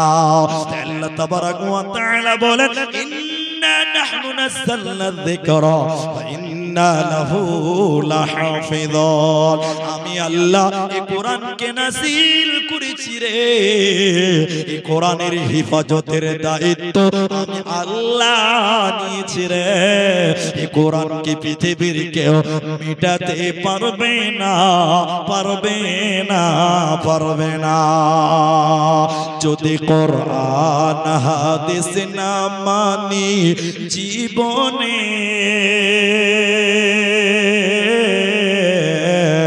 কি হবে গো মৃত্যুর পরে। চার মাযহাবকে ফরজ নিয়েছি, এক মাযহাবের আমল করেছি, কোরআন হাদিসের দিকে দেখিনি তো ফিরে, কি হবে গো মৃত্যুর পর। যদি কোরআন হাদিস না মানি জীবনে, কি হবে গো মৃত্যুর পরে, কি হবে গো মতের পরে। অতএব কোরআনকে কেউ মিটাতে পারবে না। এখন একটা পরীক্ষা নেব ভাই, কিন্তু এই কথাগুলো মানে আপনি যদি মনে করেন যে না মনে মনে বাইরে থেকে এসে আমাদের অপমান করলো, না অপমান না, কিন্তু একটু কষ্ট নেবেন আপনারা। আচ্ছা কারা, আচ্ছা ওরা ওদিকে জালসা করছে কেন? আল্লাহ, কে বলেছিল জানেন যে হাড়ির মুখে ঢাপনা আছে কিন্তু বেটি ছেলের মুখে ঢাপনা নাই? আসলে ঢাপনা নাই, ও থাকলে আগে নোবেল পেত। এতগুলো পুরুষ মানুষ বসে যে একটা টু শব্দ হচ্ছে না। আর দেখেন আমি এক বক্তা ও আর এক বক্তা চলছে। আল্লাহ, মুর্শিদাবাদের মায়েরা তো এরকম ছিল না গো। আমি বেলডাঙ্গা এলাকাতে এসেছি, অনেকবার এসেছি বেলডাঙ্গাতে। ওই কবিরুল দেখেন আমার ভাইয়ের সামনে বসে আছে, ও আমাকে গোটা মুর্শিদাবাদ ঘুরিয়েছে। আমি দেখেছি মুর্শিদাবাদের মেয়েরা তো এত এত শৃঙ্খল নয়। মা বোন আপনাদের মুখটা বন্ধ করে দেখছেন, আরো ভোল্টেজ ভালো। জি আল্লাহ, আল্লাহ ওদেরকে তৈরি করেছে বাঁকা হাড় দিয়ে, ও মাল সোজা হবে, জীবনে সোজা হবে। আল্লাহ বলছে যে রিকশা দেখেছেন, রিকশা রিকশা আগে রিকশা ছিল না, যে ভ্যান তো এখনো আছে, ভ্যান কি একদম সোজা চলে না, খালি টাল মার্কা আছে, জোরে বলে খালি বাঁ দিকে টাল মারবে, মানে কি মানে ওগুলো আল্লাহ প্রত্যেকটা পুরুষকে একটা ভ্যান দিয়েছে টাল মার্কা। জি সারা জীবন সংসার করবে। আল্লাহ কোরআনে বলছে নুসুজাহুন্না ফাইজুহুন্না। খালি সুলাইমান বলল তাই আমি আর শুরু করিনি, তো অনেক কিছু হতো। আল্লাহ মাফ করুক, সবাই বলুন আমিন। এখন যেটা বলছি সেটা শুনেন, কারা কারা কোরআন পড়তে পারেন একটু হাত তুলেন, লজ্জা করবেন না। নামাইতে বলিনি তো, তুলতে বলেছি, নামাতে বলেছি থোড়ি। হাতটা তুলেন, যারা যারা কোরআন পড়তে পারে হাত তুলেন। মাশাআল্লাহ, ঠিক আছে। তাহলে বাকি যারা তুললেন না ওরা কোরআন পড়তে পারেন না, হাত তুলতে হবে। এটার বিপরীতে ওটাই দাঁড়ায়। আচ্ছা ঠিক আছে। এখন আমি বলি, অনেক মানুষ দেখবেন, আমি নিজের গায়ে কেউ নেবেন না, অনেক মানুষ দেখবেন নিজে কোরআন পড়তে পারে না। কোরআন মানে আলিফ বাও পড়তে পারবে না, পড়তে যাবে তো দাঁত ভেঙে যাবে। ও আবার মৌলবীদের বিরুদ্ধে বলে, ঠিক বুঝছি না বলে আর হ্যাঁ না বলে না, ও চা দোকানে খালি গুজুর গুজুর বলে আমাদের মুলবি কোনো মুলবি হলে নাকি, মানে ও যে কত বড় মুলবি তো আল্লাহ জানে। অথচ আলিফ বা পড়তে গেলে 32টা দাঁত ভেঙে যাবে। হ্যাঁ, এরকম মাল এলাকাতে আসে না, জোরে বলে। আচ্ছা, এবার আমি বলি ভাই, আপনি জানেন না, ঠিক আছে ঠিক আছে ঠিক আছে ঠিক আছে, একবার তর্কের খাতির ঠিক আছে, কিন্তু যে জানে তার বিরোধিতা করা যাবে না। এটা উদাহরণ দিব, একটু কষ্ট নেবেন আপনারা। আমরা অনেক মানুষ মুলবিদেরকে, তালবিল ইলমদেরকে সহ্য করতে পারি না, আছে না নাই ভাই? আচ্ছা, এখন একটা কথা বলি। এক দার্শনিক গেছে নৌকাতে, কোথায় গেছে বলেন? এবার বলেন না, নৌকাতে ঘুরতে গেছে। দার্শনিক মানে বিদ্বান লোক, পণ্ডিত লোক, মাহিত্যক লোক। নৌকাতে যখন চেপেছে একটু নদীতে ঘুরে দেখবে। আচ্ছা বলেন, দার্শনিকের মুখ বন্ধ থাকবে? এরা কথা বলে না, থাকবে না? Pack pack pack pack pack pack pack pack সব সময় দার্শনিক বকে, কিন্তু নৌকাতে উঠেছে কি বকবে? কিচ্ছু তো লাই আসে। এবার দার্শনিক ভাবছে যাক কিছুই না থাকুক, মাঝি আছে ওর সঙ্গে গল্প করবো, মানে ওর মুখ বন্ধ থাকবে না। এবার দার্শনিক শুরু করেছে, মাঝি ভাই। মাঝি তখন বলছে হ্যাঁ ভাই, ওখানে কাল দিছে। তখন বলছে মাঝি সায়েন্স বুঝো? সায়েন্স? আচ্ছা আপনারা বলেন, যে লা চালায় ও সায়েন্স বুঝবে? সবাই বলে কেন? মাঝি বলবে ভাই আমি লেখাপড়া করিনি, স্কুল কলেজ মক্তব মাদ্রাসা কিচ্ছু করিনি, আমি লা চালিয়ে খাই। ও যখন খুব ছোট হয়ে বলছে, তখন দার্শনিক বলছে আহা, খুব সুন্দর করে কলজা ঠান্ডা করে হাসে বলছে, মাঝি তোর জীবনটা 4 আনাই নিচে। আচ্ছা বলেন, মানুষের জীবন কয় আনা? 16 আনা। কয় আনা বলেন না ভাই? 16 থেকে 4 গেলে কত থাকলো? 12 থাকলো, 12 আনা থাকলো। ফের দার্শনিক 1 মিনিট পর আবার বলছে মাঝি ভূগোল বুঝো? ভূগোল? ভূগোল আমি লেখাপড়া করিনি। ও দার্শনিক হাসতে হাসতে হাসতে কলজে উজাড় করে বলছে তোর জীবনটা 8 আনাই নিচে। আচ্ছা 16 থেকে 8 গেলে কত থাকলো? 8। ফের না চালাইছে দার্শনিক একটু পরে বলছে মাঝি ইতিহাস বুঝো? ইতিহাস? এবার মাঝি বলছে হ্যাঁ, এইটা লাগে বুঝে বের হয়েছে। কই কি বুঝলি? কইছে আমি বিয়ে করেছি, আমার শ্বশুর বাড়ি একদম নদীর ধারে, তা আমার শাশুড়ি মা আমাকে রাজহাঁস রান্না করে খেলিয়েছিল, ওটাই কি ইতিহাস? ওই রাজহাঁসের ইতিহাস। তখন মাঝি আহ আহ আহ আহ আহ, আরে তোর জীবনটা 12 আনাই মিছে। থাকলো কতটি ভাই? আর কতটি আছে? 4 আনা। এই 4 আনা আছে এমন সময় নৌকা কিন্তু একদম নদীর মাঝখানে। হঠাৎ করে ভাদর মাস, কালো ঝড় আর মেঘের গর্জন, নদীর পানি থাই থাই থাই থাই করছে। নৌকা এদিকে দেখেন, নৌকা খালি এরকম এরকম করছে, মানে ইংরেজিতে ড্যান্স করছে আর কি। নৌকা একদম ডুবে ডুবে ঝড় উঠে গেছে, নৌকা কোনো দিকে যাচ্ছে না, ডুবে ডুবে খালি উথাল করছে। আচ্ছা বলেন, দার্শনিকের এবার হাসি বন্ধ হবে কেবে না? সবাই বলেন, দার্শনিকের মুখখানটা পাংলা 5 হয়ে গেছে, একদম টেড়া হয়ে গেছে। এবার ভয়ে দার্শনিক নৌকাতে থরথর থরথর করে কাঁপছে। এবার দার্শনিক ওই মাঝির কানে কানে দিয়ে বলছে মাঝি নৌকা ডুববে নাকি দি ভাই? আস্তে করে বলছে, জোরে লয় আস্তে করে। তখন মাঝি এবার জামা গুটিয়ে বলছে আর্টস জানো, কমার্স জানো, সায়েন্স জানো, ভূগোল জানো, সাঁতার জানো বাবু? যেই বলেছে সাঁতার জানো, টুক করে নৌকা ডুবে গেছে। মাঝি তো আর দাদুর কাছ থেকে না চালাই, উঠে কম শিয়ানা আছে। নৌকা ডুবে গেছে, দেখি সাঁতার কাটতে কাটতে কাটতে কাটতে হেলতে হেলতে বাবলার ডাল ধরেছে। দেখি প্যাসেঞ্জারের খবর নেই, টাকা তো দিলেই না। বিনা ভিসা পাসপোর্টে মাল বাংলাদেশ ঢুকছে। যেটা বলতে চাইছি শোনেন, দুনিয়াতে ইংরেজি জানে দরকার আছে না? আছে। আর্টস জানেন দরকার আছে, সায়েন্স জানেন দরকার আছে, কমার্স জানেন, হিন্দি জানেন, বাংলা জানেন, ব্যাকরণ জানেন, ভূগোল জানেন দরকার আছে, কিন্তু মৌলবীদের বিরুদ্ধে যেও না, কারণ যেদিন কিয়ামতের ঝড় উঠবে ফেরেশতা বলবে কোরআন জানো বাবু, সেদিন তোমার কোনো উপায় রবে না, রবে না, রবে না।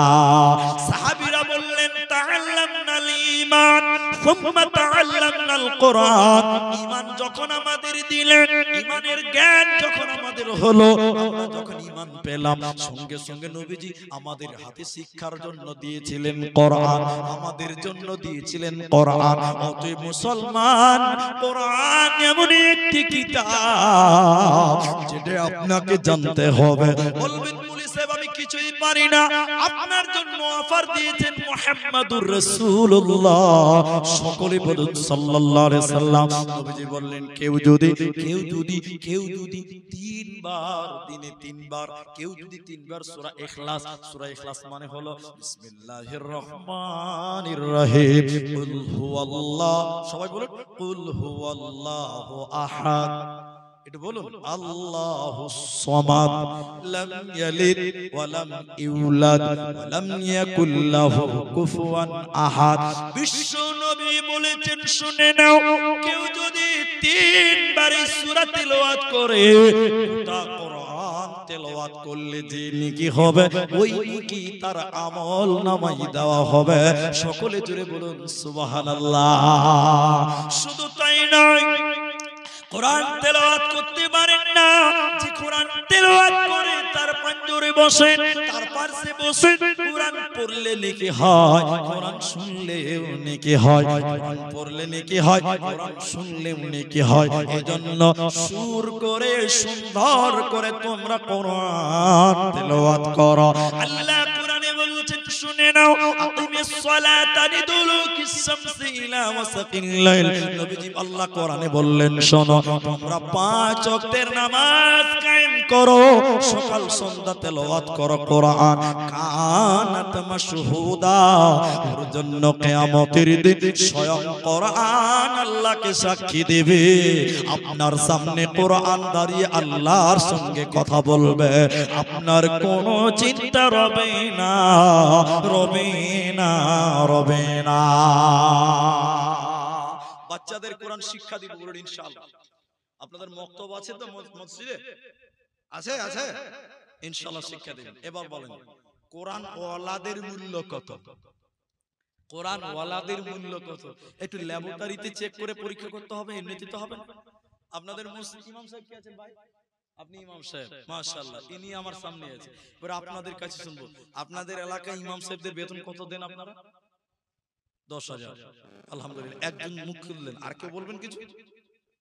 10,000 টাকা, আর কেউ কিছু বলবেন ভাই? তার উপরে বেতন নাই? 13। জি আলহামদুলিল্লাহ, একটা 10 হলো, একটা 13 হলো, আর 16 আছে। আলহামদুলিল্লাহ 16 আছে। আচ্ছা 10 এর নিচে কেউ আছে? 10 এর নিচে 7ও আছে, মাশাআল্লাহ। হ্যাঁ সেটা সত্যি, সেটা বলো। আচ্ছা এখন আমি আর প্রশ্ন করছি না, 7,000 টাকা, 10,000 টাকা, 13,000 টাকা, 16,000 টাকা, 6 রকম প্রায় মত পাওয়া গেল, ঠিক আছে। আচ্ছা এখন আপনাকে বলুন, আজকে পৃথিবীতে যে লোকটা মাদ্রাসাতে পড়াচ্ছে বেতন তার 7,000 টাকা, বেতন তার 10,000 টাকা, আমি আপনি ভাবি যে এতে কি আছে? আবার অনেক লোক বলে মুনিসে ওগুলো বলিয়েন না, ওই মুলবিদের বেতনে বরকত আছে, এরকম লোক সমাজে আছে, কি বুঝেন নাই গো? আমাকে, আমি ইমামতি করেছি, যে আমি ইমাম ছিলাম, আমাকে বলছে মুলিচি উঠে বললে হবে তোমাদের বেতনে বরকত আছে। তখন আমি বলেছিলাম তাহলে আমারটা তুলে তোরটা আমাকে, আমার বরকতটা তুই বাড়ি নিয়ে যা, তোরটা আমাকে। তখন নেবে না, তখন বলছে ওই বরকত আমার চলবে না, মানে মুলবিদের বেতনে বরকত আছে। তার মাস্টার মশাইকে আমি বললাম তাহলে আমার বরকতটা আপনি নেন আর আপনার মাস্টারি বেতনটা আমাকে দেন, তখন দেবে না। আল্লাহর নবী কি বললেন? কোরআন, কোরআন আলাদের মূল্যটা শুধু এইটুকুই বলবো, যথেষ্ট হয়ে যাবে। নবী বললেন খায়রুকুম মান তাআল্লামাল কোরআন, খায়ের শব্দ ব্যবহার করেছেন স্বয়ং নবী মুহাম্মদুর রাসূলুল্লাহ সাল্লাল্লাহু আলাইহি ওয়াসাল্লাম। আপনি তাকে দাম দিন চাই না দেন, আপনি তাকে মূল্যায়ন করেন চাই না করেন, এটা আমার আসবে যাবে না। কিন্তু মুহাম্মদ বলছে পৃথিবীতে সবচেয়ে দামি লোক, সবচেয়ে ভালো লোককে যে কোরআন শিখলো, যে কোরআন শিক্ষা দিল, যে কোরআন শিখলো, যে কোরআনের জ্ঞান অর্জন করলো এবং অপরকে শিক্ষা দিল। বর্তমান মক্তবের মাওলানা, বর্তমান মাদ্রাসার মাওলানা, এরা কষ্ট করে 12 বছর শিখলো, এরপরের বাক্য শিখালো, এখন তারা আবার বুড়া অবস্থা পর্যন্ত তারা শিখাবে। একটা মৌলবি দেখেন, আমি যখন 8 বছর তখন মাদ্রাসায় এসেছিলাম, কোন জায়গায় এলাম, আমার বাপ আমাকে টেনে চাপিয়ে দিয়েছিল গুয়াহাটিতে, আমরা 45 জন ছিলাম, এসে নামলাম বোলপুর শান্তিনিকেতন, বোলপুর শান্তিনিকেতন বীরভূম জেলাতে নামলাম। ওখানে নামার পর বাস ধরে চলে গেলাম ইলামবাজার, যেটা ঘুরি সারিয়া মাদ্রাসা, হাফেজ আইনুল বারী যেখানে ফারাগাত করেছিলেন হাফেজ আইনুল বারী, ওই আলিয়া মাদ্রাসায় আমি ভর্তি হলাম। আমি এলাম, তাহলে আমার বাপ আমাকে টেনে চাপিয়ে দিল ক বছর, তখন আমার বয়স ছিল 8 বছর। আল্লাহ আমাকে বক্তা বানিয়ে যদি মুলবি বানিয়ে মসজিদে রাখতো, তাহলে আমার জীবনটা 8 বছর থেকে বাইরে গেল। 8 বছর থেকে আমি 12 বছর পড়লাম, মানে 20 বছর বয়স হলো। এবার যখন মুলবি পাস করলাম, তখন আমাকে কোথাও পড়াতে হবে না, মসজিদে থাকতে হবে। এবার আমি যখন মসজিদে ঢুকে গেলাম, 1 বছর 2 বছর ইমামতি করব বলে না না না না না, একটা ইমামকে দেখেন আজকে চলতে পারে না, 78 বছর বয়স হয়ে গেছে, এখনো সে মসজিদে থাকে। তাহলে বলেন জীবনটা কোন পথে কাটিয়ে দিল? সম্পূর্ণটা ফি সাবিলিল্লাহ। 8000 টাকা বেতনে 8 বছর যেদিন বাড়ি ছেড়েছে, মরা পর্যন্ত ইমামতি করলো, বাইরে কাটালো। ঠান্ডার সময় ছেলে মেয়ে নিয়ে একটা মাস বাড়িতে থাকতে পেল না। ফলের দিন একটা ছেলেকে আছে, একটা মেয়ে আছে, সব ছেলে মেয়ে কিনে একটা আপেল কিনে খেলো না, একটা কাঁঠাল খেতে পেল না, সারাটা জীবন তার বাইরে চলে গেল। বিশ্ব নবী এমনি বলেননি, নবীজি এর জন্য বলেছে দুনিয়াতে মাস্টার বলো, ডাক্তার বলো, ব্যারিস্টার বলো, ইঞ্জিনিয়ার বলো, সবচেয়ে দামি হলো তারা, সবচেয়ে ভালো হলো তারা যারা কষ্ট করে কোরআন শিখেছে এবং কষ্ট করে কোরআন শিক্ষা দিল, নিজের বাড়ি ঘর ছেড়ে দিল, স্ত্রীর সঙ্গে শীতের বেলায় থাকলো না, ছেলে মেয়ের মমতা পেল না। এই কষ্ট করে যারা দুনিয়াতে ইলম অর্জন করেছে, ইলম অর্জন করিয়েছে, আমার নবী বলেন পৃথিবীতে তারা সবচেয়ে ভালো, এরা জান্নাতি হবে, এরা আল্লাহর জান্নাতে যাবে, এদের কোনো চিন্তা রবে না, রবে না, রবে না। এজন্য ইমামদের বিরুদ্ধে কোনোদিন কথা বলবেন না, বলুন ইনশাআল্লাহ। ইমাম সাহেব কোনো ভুল করছে, ভাইকে যে পরামর্শ দেওয়ার মতন করে বলবেন, ভাই আপনি একটু আমাকে বুঝান তো, এটা এরকম করছেন তো, আমাকে মনে হয় এরকম হতে পারে, এটা পরামর্শ। ইমামকে দুঃখ দিবেন না। একটা হাদিস বলবো, আপনাদের কি কষ্ট হয়েছে ভাই? কষ্ট হয়েছে না তো? তাহলে শুনেন, একটা হাদিস বলবো, ইমাম যদি বদদুয়া করে দেয়, আপনার জীবন বরবাদ হয়ে যাবে। কিতাবুল আযানে আছে, সহিহ বুখারীতে, ইমামের বদদুয়া থেকে বাঁচো। শুনেন, একজন ইমামের বিরুদ্ধে গভর্নরের কাছে বিচার দিয়েছে, এটা মদিনা, এটা শুনেন রাসূলের হাদিস থেকে বলছি আপনাকে। কি হয়েছে? সাদ বিন আবি ওয়াক্কাস ওমর রাদিয়াল্লাহু তাআলার কাছে বিচার দিয়েছে, কি সে আমাদের পাড়ার ইমাম সাহেব নামাজ পড়াতে জানে না। এরকম লোক কিছু আছে না? হ্যাঁ আছে, ইমামের পিছনে নামাজ পড়ে না, এরকম লোক নাই? আমি এগুলো বলার দরকার নাই, খালি গুরুত্বটা খালি বুঝাচ্ছি। দেখেন, ইমাম সাহেবের পিছনে অনেক লোক জিদ করে নামাজ পড়ে না, নামাজ পড়বে না। শুনেন, বিচার দিল গভর্নরের কাছে, মনে করলেন পশ্চিমবঙ্গের মুখ্যমন্ত্রী নরেন্দ্র মোদীর কাছে বিচার দিল, মুর্শিদাবাদ জেলার যেটা বড় মসজিদ, সরকারি মসজিদ, ওই ইমাম সাহেব নামাজ পড়াতে জানে না। বিচার দিল মমতা মোদীকে, বুঝার জন্য বলছি। এবার মোদী ঠিক খবর লাগাতে করে নাকি, তাই খবর লাও তো। খবর নিতে এসেছে, সালিশ বসেছে, সালিশ বুঝে বিচার বসেছে। তো আমি লম্বা করছি না, শর্ট করে বলছি, যে ইমামের বিরুদ্ধে বলছে, ইমাম সাহেব তখন দাঁড়িয়ে আল্লাহর কসম করে তার জন্য বদদুয়া করতে লাগলেন। 3টা বদদুয়া করেছিলেন। কটা? বলুন বলুন। 3টি। আল্লাহ তুমি তাকে দুনিয়ার ফিতনাতে ফেলে দাও, আল্লাহ তুমি তার লম্বা হায়াত দাও। আর একটা আছে, ওটা আমার মনে নাই, বলছি, এই দুটোই মনে রাখবেন। তিনটা বদদোয়া করেছিলেন। কটা? এই ঘটনা বদদোয়া করলো কে? ইমাম। বদদোয়া করলো কে? ইমাম, লোকের সামনে। আল্লাহ, ও যদি মিথ্যা কথা বলে, আমি যদি সত্য হয় আমার কথা জয় করো, মিথ্যা করে আমি তার জন্য বদদোয়া করছি তিনটা। আল্লাহ তুমি তাকে লম্বা হায়াত দাও, দুনিয়ার ফিতনা থেকে ফেলে দাও। লোকটা কত বুড়া হয়েছে জানেন? লোকটা যখন রাস্তা দিয়ে হাঁটতো, যে ইমামের বিরুদ্ধে গিয়েছিল, অভিযোগ করেছে, ওই লোকটা রাস্তায় হাঁটতো, তার চোখের এই যে ভুরু আছে না, ভুরু ভুরু ভুরু বুঝেন তো আপনারা? কি বলেন আপনারা? ভুরু। এই ভুরু এত বুড়া হয়ে গেছে, ঝলসে গিয়ে তার চোখ থেকে যেত, এত বুড়া হয়ে গেছে, তবু তার মরণ হয় না।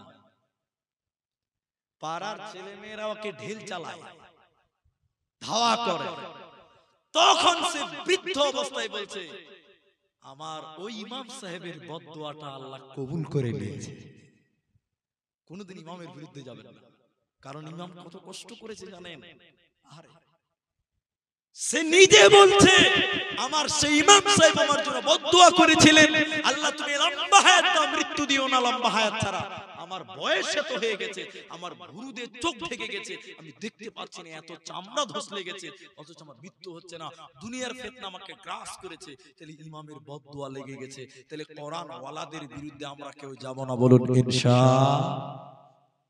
কোরআনের ব্যাপারে একটা শুধু কথা বলি, হে খিদিরপুরের মায়েরা বোনেরা, শুনেলেন কোরআন। আমরা শুধু রমজান মাসে কোরআন খতম করার জন্য প্রতিযোগিতা করি, বিশেষ করে মেয়েরা। দেখেন 11 মাস কোরআন পড়ে না, রমজান দিয়েছিল খালি বলছে খালা খতম হলো, আরে বহিন কত হলো, খতম হলো, খালি খতম করার লাগে হাড়া তাড়াহুড়া করছে। শুনেলেন গরিব, এখন গরিব হয়ে গেছে, পরনে শুধু একটা গামছা, গায়ে একটা গামছা, কোনো টাকা নাই, কিন্তু একসময় অনেক দান করতো। হঠাৎ করে তার প্রান্তে জিহাদ হবে, কোরআনকে বাঁচাবার জন্য, কোরআনকে রক্ষার জন্য জিহাদে যেতে হবে। হযরত বেলাল মসজিদের বাইরে দাঁড়িয়ে বললেন, হে মদিনার লোকেরা, কোরআনকে বাঁচাবার জন্য জিহাদে যেতে হবে।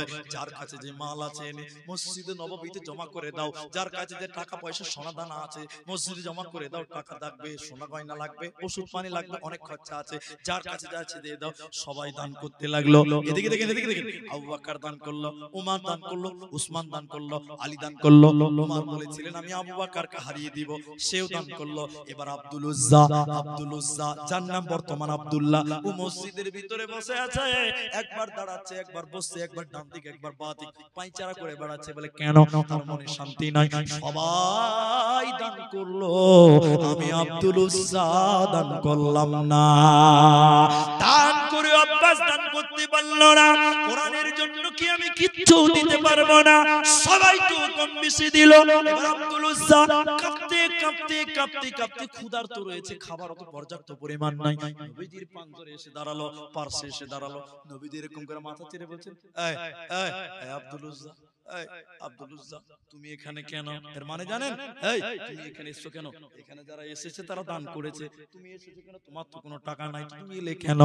আব্দুল উজ্জা বলছে, ইয়া রাসূলুল্লাহ, সবাই দান করছে, আমার মন মানে না, আমি কি দান করতে পাবো না? আরে আব্দুল উজ্জা তুমি কি দিবে বলো?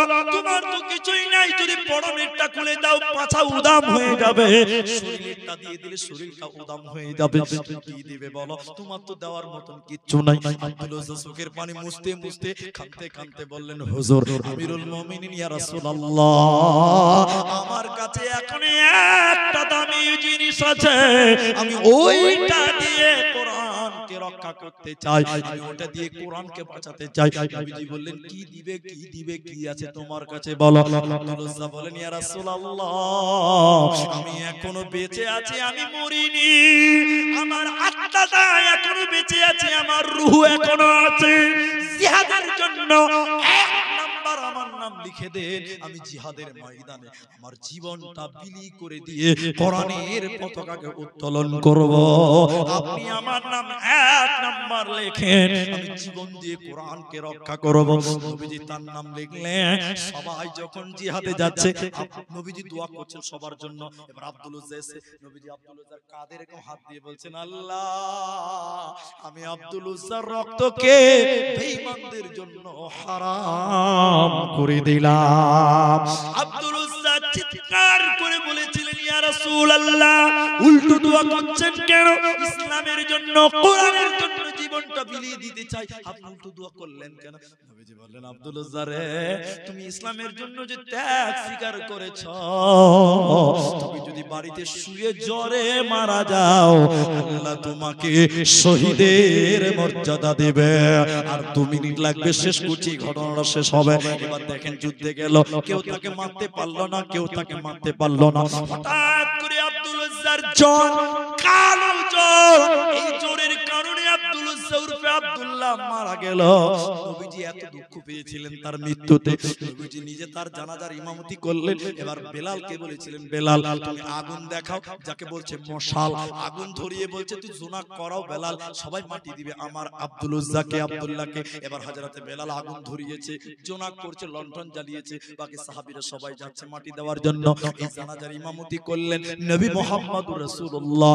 এবার যখন যাচ্ছে, লাশ যখন কবরে নামাবে, কবরের ভিতর থেকে আওয়াজ আসছে, হে রাসূলের সাহাবীরা, রে লোক সকল, তোমরা তোমাদের ভাই আব্দুল উজ্জাকে আস্তে আস্তে কবরে নামাও, কষ্ট দিয়ে কবরে আনিও না। হযরতে বেলাল উরফে আব্দুল্লাহ ইবনে মাসউদ, 2 জনের কথা বর্ণনা আছে। এবার হযরতে বেলাল বলছে, গলাটা চেনা চেনা চেনা চেনা লাগছে, আমি তাড়াতাড়ি করে ওভারটেক করে কবরে গেলাম।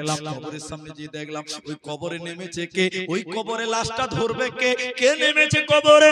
নবী মুহাম্মদুর রাসূলুল্লাহ সাল্লাল্লাহু আলাইহি সাল্লাম লাশ ধরার জন্য কবরে নেমে বলছে, তোমরা তোমাদের ভাই আব্দুল্লাহকে কষ্ট দিও না, সে ইসলামের জন্য জীবন পর্যন্ত দিতে এসেছিল জিহাদের ময়দানে। বাপ ভাইকে ছেড়ে চলে এসেছে, চাচাকে ছেড়ে চলে এসেছে, ল্যাংটা হয়ে চলে এসেছে।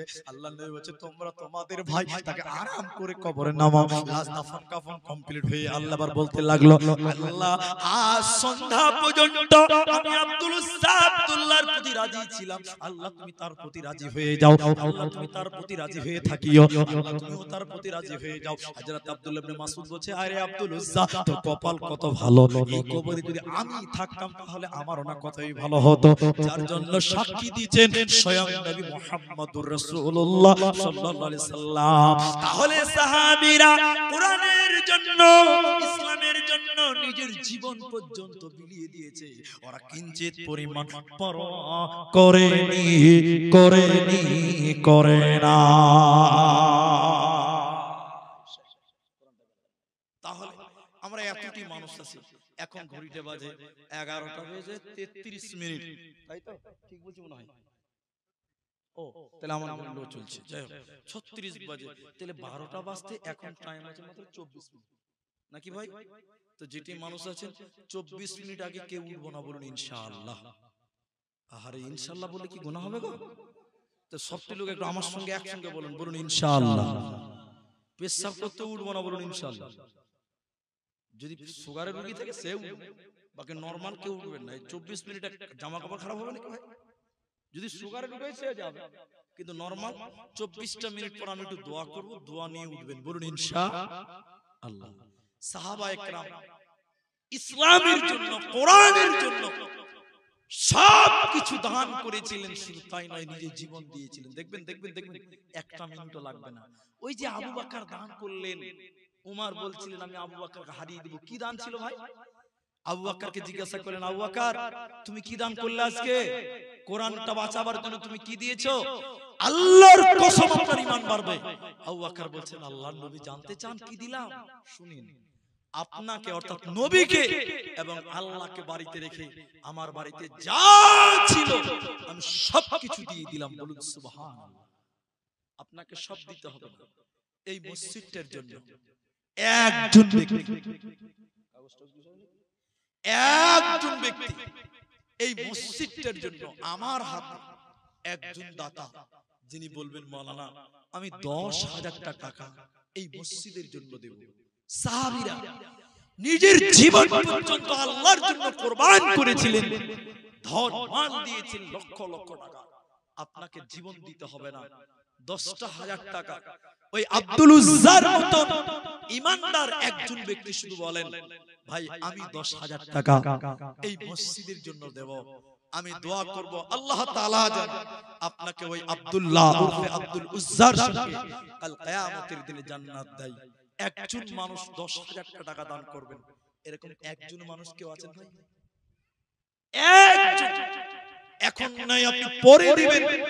শুধু আল্লাহর ঘর, আহাব্বুল বিলাদি ইলাল্লাহি মাসাজিদুহা, সবচেয়ে আল্লাহর এই ঘরটা প্রিয় নবীর কাছে, এই ঘরটার জন্য 10,000 টাকা আব্দুল উজ্জার মতন একজন মানুষ যিনি বলবেন মুনি সাহেব আমি আমার মায়ের জন্য, আমি আমার বাপের জন্য দেব, আমি একজন মানুষের জন্যই দোয়া করব, প্রথম নাম্বার দাতা, প্রথম নাম্বার দোয়া তার জন্য করব। এখন নাই পরে দিবেন, শুধু নামটা শুধু আমাকে বলে দিবেন।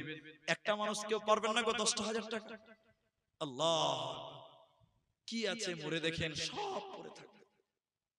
কি নিয়ে যাবেন কবরে? দিয়েছেন, আবার 10,000 টাকা আপনার কাছে আবেদন করলাম। একবার দিয়েছেন আপনি, আবার বলুন যে মাওলানা আমি আবার 10,000 টাকা দিলাম। বিশ্বাস করেন মৃত্যু আপনার আরামদায়ক হবে। কাল কিয়ামতের দিনে আল্লাহ সাহাবীওয়ালাদের সঙ্গে আপনাকে জান্নাতি ঘোষণা করবেন ইনশাআল্লাহ। মাশাআল্লাহ। এখানে 4,000 আছে, কি নাম ভাই জান আপনার? সাইফুল ইসলাম। 6,000 টাকা পরে দিবেন। আপনি উঠবেন না, আমি একদম পাক্কা 60 মিনিট হবে, অর্থাৎ 12টা বাজে দোয়া করব। একবার তাকবীর দেন, লিল্লাহি তাকবীর।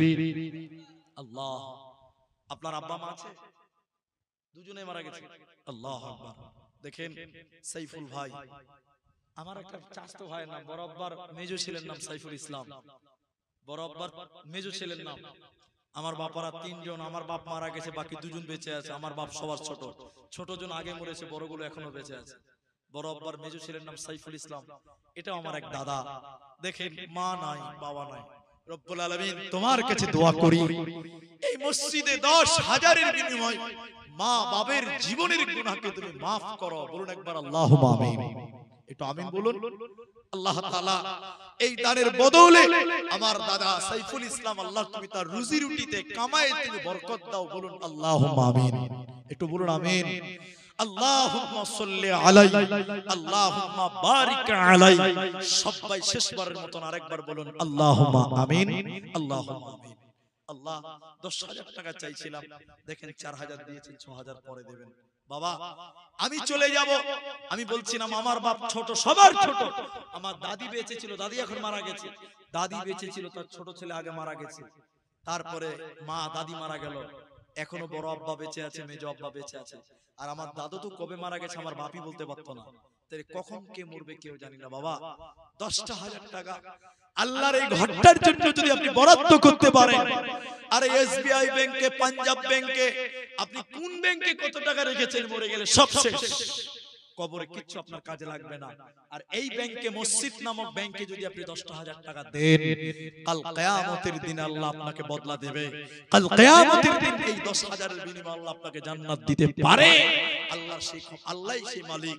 বলুন, আর যদি কেউ পারেন 10,000 টাকা যে সাইফুল ইসলামের মতন আমিও দিব, আপনি একটু দোয়া করুন আমার মায়ের জন্য, বাপের জন্য, আমি আপনার জন্য, পরিবারের জন্য দোয়া করে দিব। 10,000 টাকা আরেকটা লোক কোন আল্লাহর বান্দা পারবেন, যারা মুর্শিদাবাদের যারা গরিব মানুষ লেবার মিস্ত্রিগিরি করেন তারা বলুন, যারা বিদেশে খাটেন তারা বলুন, আল্লাহ আপনাকে হেফাজতে রাখবেন। 10,000 টাকা আর কেউ পারবেন না ভাই? আরেকটা লোক কেউ পারবেন না? পেছনে যারা আছে, কোন ঠিকাদার, কোন রাজমিস্ত্রি, কোন লেবার, কোন ছোটখাটো ব্যবসায়িক, আপনি আচার বিক্রি করে এখানে আপনি দেন, আল্লাহ আপনার ব্যবসাতে বরকত দিবে। বরকতের মালিক কে ভাই? আল্লাহ। তাহলে আর কেউ পারবেন না গো? 10,000 টাকা একটা জোড়া হয়ে যেত। অনেক মানুষ ভাবছেন হুজুর দিয়েছি তো, আমি বলেছি আগেই, কখন কিভাবে টাকা নষ্ট হবে কেউ জানেন না। আজকে দিবেন না, কালকে আপনার দেখবেন পেটে ব্যথা হবে, বহরমপুরে যাবেন, ডাক্তার বলছে অপারেশন করতে হবে, 1 লাখ লাগবে। তাহলে এখানে 10 দিলেন না, আল্লাহ আপনাকে কোন দিক দিয়ে 1 লাখ টাকা নিবে আপনি বুঝতে পারবেন না। অতএব আল্লাহকে আল্লাহর ঘরকে সহযোগিতা করুন, দ্বীন ইসলামকে সহযোগিতা করুন, আল্লাহ আপনার চলার পথকে সহজ করবে। বাবা শেষবার আরেকবার বলি, আর কেউ পারবেন কি 10,000 টাকা এই আল্লাহর ঘর মসজিদের জন্য যদি পারেন হাত তুলে আসবেন, এখন নাই পরে দিবেন। শুধু নামটা আমি ঘোষণা শুনতে চাই আর আপনার জন্য দোয়া করব। একজন হয়েছে, আরেকজন হলে একটা জোড়া হতো। যদি পারেন দেবেন। আর যদি বলেন জানাবুল সাহেব আমি পারবো না, আমি গরিব মানুষ, আমার অত্যন্ত অসুবিধা, আমার খুব প্রবলেম হবে আমি যদি দিয়ে দেই, আমি বলছি একবারে না পারলে 5 বারে দেবেন। তাও যদি না পারেন তাহলে অন্তত 5,000 টাকা হলেও 5,000 টাকা আমার হাতে আপনারা দেন, আমি আপনাদের জন্য দোয়া করি। ওরে বাবা এখানে তো অনেক কাগজ জমা হয়ে গেছে, এখানে খুচরা দান 500 100 অনেকগুলো, এগুলো বলতে গেলে অনেক টাইম লাগবে। তা আমি এগুলো 2-4টা বলবো না, বলা নয়, কিন্তু আমি সবার জন্য দোয়া করব। কিন্তু যদি 10,000 না পারেন অন্তত 5,000 টাকা একটা লোক শুরু করেন, দুজন বলেন যে 5 করে দিব মৌলানা সাহেব, আমরা দুজন মিলে 10,000 টাকা আপনার পূরণ করলাম। 5,000 টাকা কেউ বলেন একজন, একটা লোক বলেন যে 5,000 টাকা মসজিদের জন্য দিব, কি করবেন বলুন? কি নাম বলুন, আমাকে বলুন, নাম বলুন। লতিফ, আব্দুল লতিফ 5,000 টাকা এখানে নাই। আব্দুল লতিফ 5,000 টাকা এখানে তিনি নাই। আল্লাহ, আমি জানি না ওনার পরিবার, ওনার মা বাবা আছে কি নাই। আব্দুল লতিফ 5,000 টাকা ঘোষণা করে চলে গেছে। আপনাদের আরেকটা লোক 5,000 টাকা কেউ নাই গো, দুজন মিলে হয়ে যায় 10,000। আচ্ছা, আমার সঙ্গে শুরু থেকে এ পর্যন্ত যিনি যোগাযোগ রাখছেন, রেখেছেন, খোঁজ খবর নিয়েছেন, ইনার কথাতে আমি খুশি হয়েছি। সেফুল তিনি আমার বড়, তিনি দাদা দেখেন 10,000 টাকা। উনি সাইফুল ইসলাম নাকি শরীফুল ইসলাম, আর ইনি হলেন সাইফুল ইসলাম, দেখেন 10,000 টাকা। আল্লাহু আকবার, জাযাকাল্লাহ, হাইয়াকাল্লাহ, বারাকাল্লাহ, আল্লাহুম্মা আমিন, আল্লাহুম্মা সাল্লি আলাইহি। আল্লাহ তুমি তার রুজি রুটিতে তুমি বরকত দান করো, সকলে বলেন আমিন। আল্লাহ তুমি তার ঈমান আমালে তাকে তুমি বরকরার রাখো, বলুন আমিন। আল্লাহ তাআলা মা বাপ দাদু দাদি নানা নানি যারা কবরে চলে গেছে, মাবুদ এই দানের বদলে তুমি তাদের কবরটাকে জান্নাতের টুকরা বানিয়ে দাও। আল্লাহুম্মা গফির লাহু ওয়ারহামহু ওয়াসাব্বিতহু, আল্লাহুম্মা গফির লাহিনা ওয়া মাইয়াতিনা, সকলে বলেন আমিন আমিন আমিন। রশিদ, আব্দুর রশিদ হবে এটা। তিন কোনটা রশিদ শেখ কোনটা? আপনি রশিদ শেখ 3,000 নগদ, 2,000 বাকি, 5,000 টাকা। তাহলে 5,000 টাকা আব্দুল লতিফ একটা হলো আর রশিদ শেখ একটা হলো। আলহামদুলিল্লাহ 5,000 দুইজন হলো, আলহামদুলিল্লাহ। তবে লতিফ সাহেব এখানে নাই, রশিদ শেখ এখানে আছেন, তাহলে চলে গেছেন, তবু আমি তারটা হিসাবে রাখছি। আল্লাহ রাসূল বলছেন ইন্নাল্লাহা বিত্রুন, নিশ্চয়ই আল্লাহ বেজোর এবং আল্লাহ বেজোরকে ভালোবাসেন। আমাদের ভিতরে এখানে যতটি মা আছেন, বোন আছেন পর্দার অন্তরালে, আপনারাও কিছু দিতে পারেন। আমি আপনাদের ছোট ভাই, কারো বড় হব কারো ছেলে হব, আপনারা যারা আছেন তাহলে দুজন 5,000 টাকা দিলেন, দুজন 10,000 হলো। ভাই আরেকটা লোক কেউ 5,000 টাকা দেবেন? আরেকটা লোক মাহবুব এখানে নাই, কোনটা মাহবুব? আপনি তো 4,000 লয়, নামাজ 5 ওয়াক্ত 5,000 না, কি বলছেন আপনারা? একটু হ্যাঁ না বলেন ভাই, এবার তাকবীর দেন, নারায়ে তাকবীর। 5 করে দেন, আলহামদুলিল্লাহ আলহামদুলিল্লাহ। মাহবুব নাকি? মাশাআল্লাহ, মাহবুব 5,000 টাকা। তাহলে রশিদ শেখ, আব্দুল লতিফ এবং মাহবুব তিনজন হয়ে গেল 5,000 করে। আলহামদুলিল্লাহ সুম্মা আলহামদুলিল্লাহ। কিন্তু কথাই তো কথা বাড়ে, তিনজন যখন হলেন তাহলে আমাদের খলিফা কিন্তু 3টা লয়, আমাদের খলিফা 4টা। খলিফা কয়টা? আরা বলে না কথা? আবু বকর, ওমর, উসমান আর আলী রাদিয়াল্লাহু তাআলা আনহুম। তো খলিফা যখন 4টা, তাহলে 4 জন হতে হবে আল্লাহর বান্দা। তাহলে আরেকটা 5,000 টাকা দেন, 4 জন হয়ে যাবে ইনশাআল্লাহ। আরেকটা লোক বলেন, খুব জলদি বলেন, টাইম খুব কম, একদম অল্প টাইম আছে। দেখেন 47 47 বাজতে চলেছে, আর মাত্র 12:30 মিনিট। বলুন কে দিবেন? আর একটা লোক 5,000 টাকা। মরে গেলে তো ভাই সব থাকবে। জি ভাই, টাকা সঙ্গে যাবে না, পয়সা সঙ্গে যাবে না, সোনা দানা গয়না গাটি একদিন তোর হবে মাটি, এক বিন্দু কাপড় সঙ্গে দেবে না। টাকা সঙ্গে যাবে না, পয়সা সঙ্গে যাবে না। ভাই আরেকটা লোক পারবেন না গো? 5,000 টাকা 4টা খলিফা পূর্ণ হতো। আবু বকর, ওমর, উসমান হয়ে গেল, শুধু আলীটা বাদ থাকছে। একটা লোক আর একজন 5,000 টাকা, আপনি এখন নেই 100 টাকা দেন, বলেন যে 4900 পরে দিব, বলুন একটা লোক দেখি কে আছে। আল্লাহ আপনাকে ভালো রাখবে, বিশ্বাস রাখেন এটা মসজিদের দান। নবী বললেন দেন, বলুন কি আছে। মতিউর রহমান নাকি কে আপনি? মতিউর রহমান চলে গেছে, তো মতিউর মা বাপের জন্য 3000 টাকা, মায়ের জন্য 3000 টাকা। তো মতিউর ভাই এখন গেল না আগে গেছে? আগেই চলে গেছে, তাহলে আর কিছু করার নাই। আমি ভাবছিলাম যে 4 খলিফা মনে হয় পূর্ণ হলো। ভাই আপনাদের ভিতরে কে বলেন আল্লাহ মতিউর ভাইয়ের আম্মাকে মাকে যেন ক্ষমা করেন, বলুন আল্লাহুম্মা আমিন। যেখানে যে অবস্থায় আছেন আল্লাহ যেন ভালো রাখেন, বলুন একবার আল্লাহুম্মা আমিন। আল্লাহুম্মা গফির লাহু ওয়ারহামহু, বলুন আল্লাহুম্মা আমিন। ভাই আরেকটা লোক কেন্দ্রে নাই 5000 টাকা, আল্লাহু আকবার। কি করবেন? কি হবে দুনিয়া? এই দুনিয়া একদিন তো শেষ হবে, আপনাকে কবরে যেতে হবে। কি করবেন? এই তো দুনিয়া কিসের লাগিয়া, কত যত্নে বানায়া সংসার। ভাই একটু ওয়াদা করলেন যে 12টা অবধি বুঝবো, তো 12 মিনিট আগে বলেছি যে। জি বলুন যদি কেউ বলেন, আমি শেষ করছি। বক্তা স্টেজে চলে এসেছে, ঘরের বক্তা। জি আলহামদুলিল্লাহ। তবে আমি শেষ পজিশনে দিয়ে যাচ্ছি, আসামি গাজাল বলেই নামবো ইনশাআল্লাহ। তবে শেষ কথা বলি ভাই, 5000 টাকা দিলেন, তাহলে একটা করে 1000 টাকা 5টা লোক দেন, তাও বলবো যে না 5000 হলো, এক করে 5 জন দেন, 1000 টাকা দেন, 1000 টাকা। আল্লাহর বান্দা 1000 টাকা বেশি হবে না গো। মুর্শিদাবাদের লোক যে একটা চকলেট বিক্রি করে সেও যাও 2000 টাকা দেয়, এটা আমার জানা আছে। বলুন 1000 টাকা দিবেন কোন আল্লাহর বান্দা? এক নাম্বার হাত তুলুন যে আমি 1000 টাকা। ওই যে আমার বাপজি উঠে গেছে, দেখেন তো। আরে বুড়া মানুষ তিনি উঠেছে, যুবক ছেলেগুলো কোথায়? জি ভাই আসুন, মাশাআল্লাহ 1000 টাকা 5টা লোক, জলদি বলেন, জলদি জলদি বলেন। মাশাআল্লাহ। আল্লাহ আমার বাপজিকে তুমি সহি সালামতে রাখো, বলুন আল্লাহুম্মা আমিন। আল্লাহ তুমি তার ঈমান আমলে বরকত দাও, বলুন আল্লাহুম্মা আমিন। বলুন 2 নম্বর কে দিবেন? 1000 টাকা, 1000 টাকা দানকারীর মাতা পিতা আল্লাহ সুখে রেখো কবরে, নূরের টুপি মাথায় দিয়া উঠাইও রোজ হাসরে। মার জন্য আরেকজন 1000 টাকা, দুটো হলো। বলো না 3 নাম্বার কে আছে? ভাই 5 জন লোক একটা করে 1000 টাকা দুজন দিয়ে দিলেন, আর 3টা লোক জলদি করে বলেন কি আছে? ওহবাল হাওয়া পশ্চিমে চল কাবার পথে বইয়া, যাও রে যাও এই গরিবের সালাম টুকু লইয়া। ওহবাল হাওয়া পশ্চিমে চল কাবার পথে বইয়া। আসুন ভাই, দুজন হলো, 5টা লোক একটা করে 1000 টাকা মসজিদে দান। এত করে বলছি আল্লাহ রাসূল দেন আমাকে দেন। এ দেখেন আরেকটা কে মনে পাশে দিতেছে।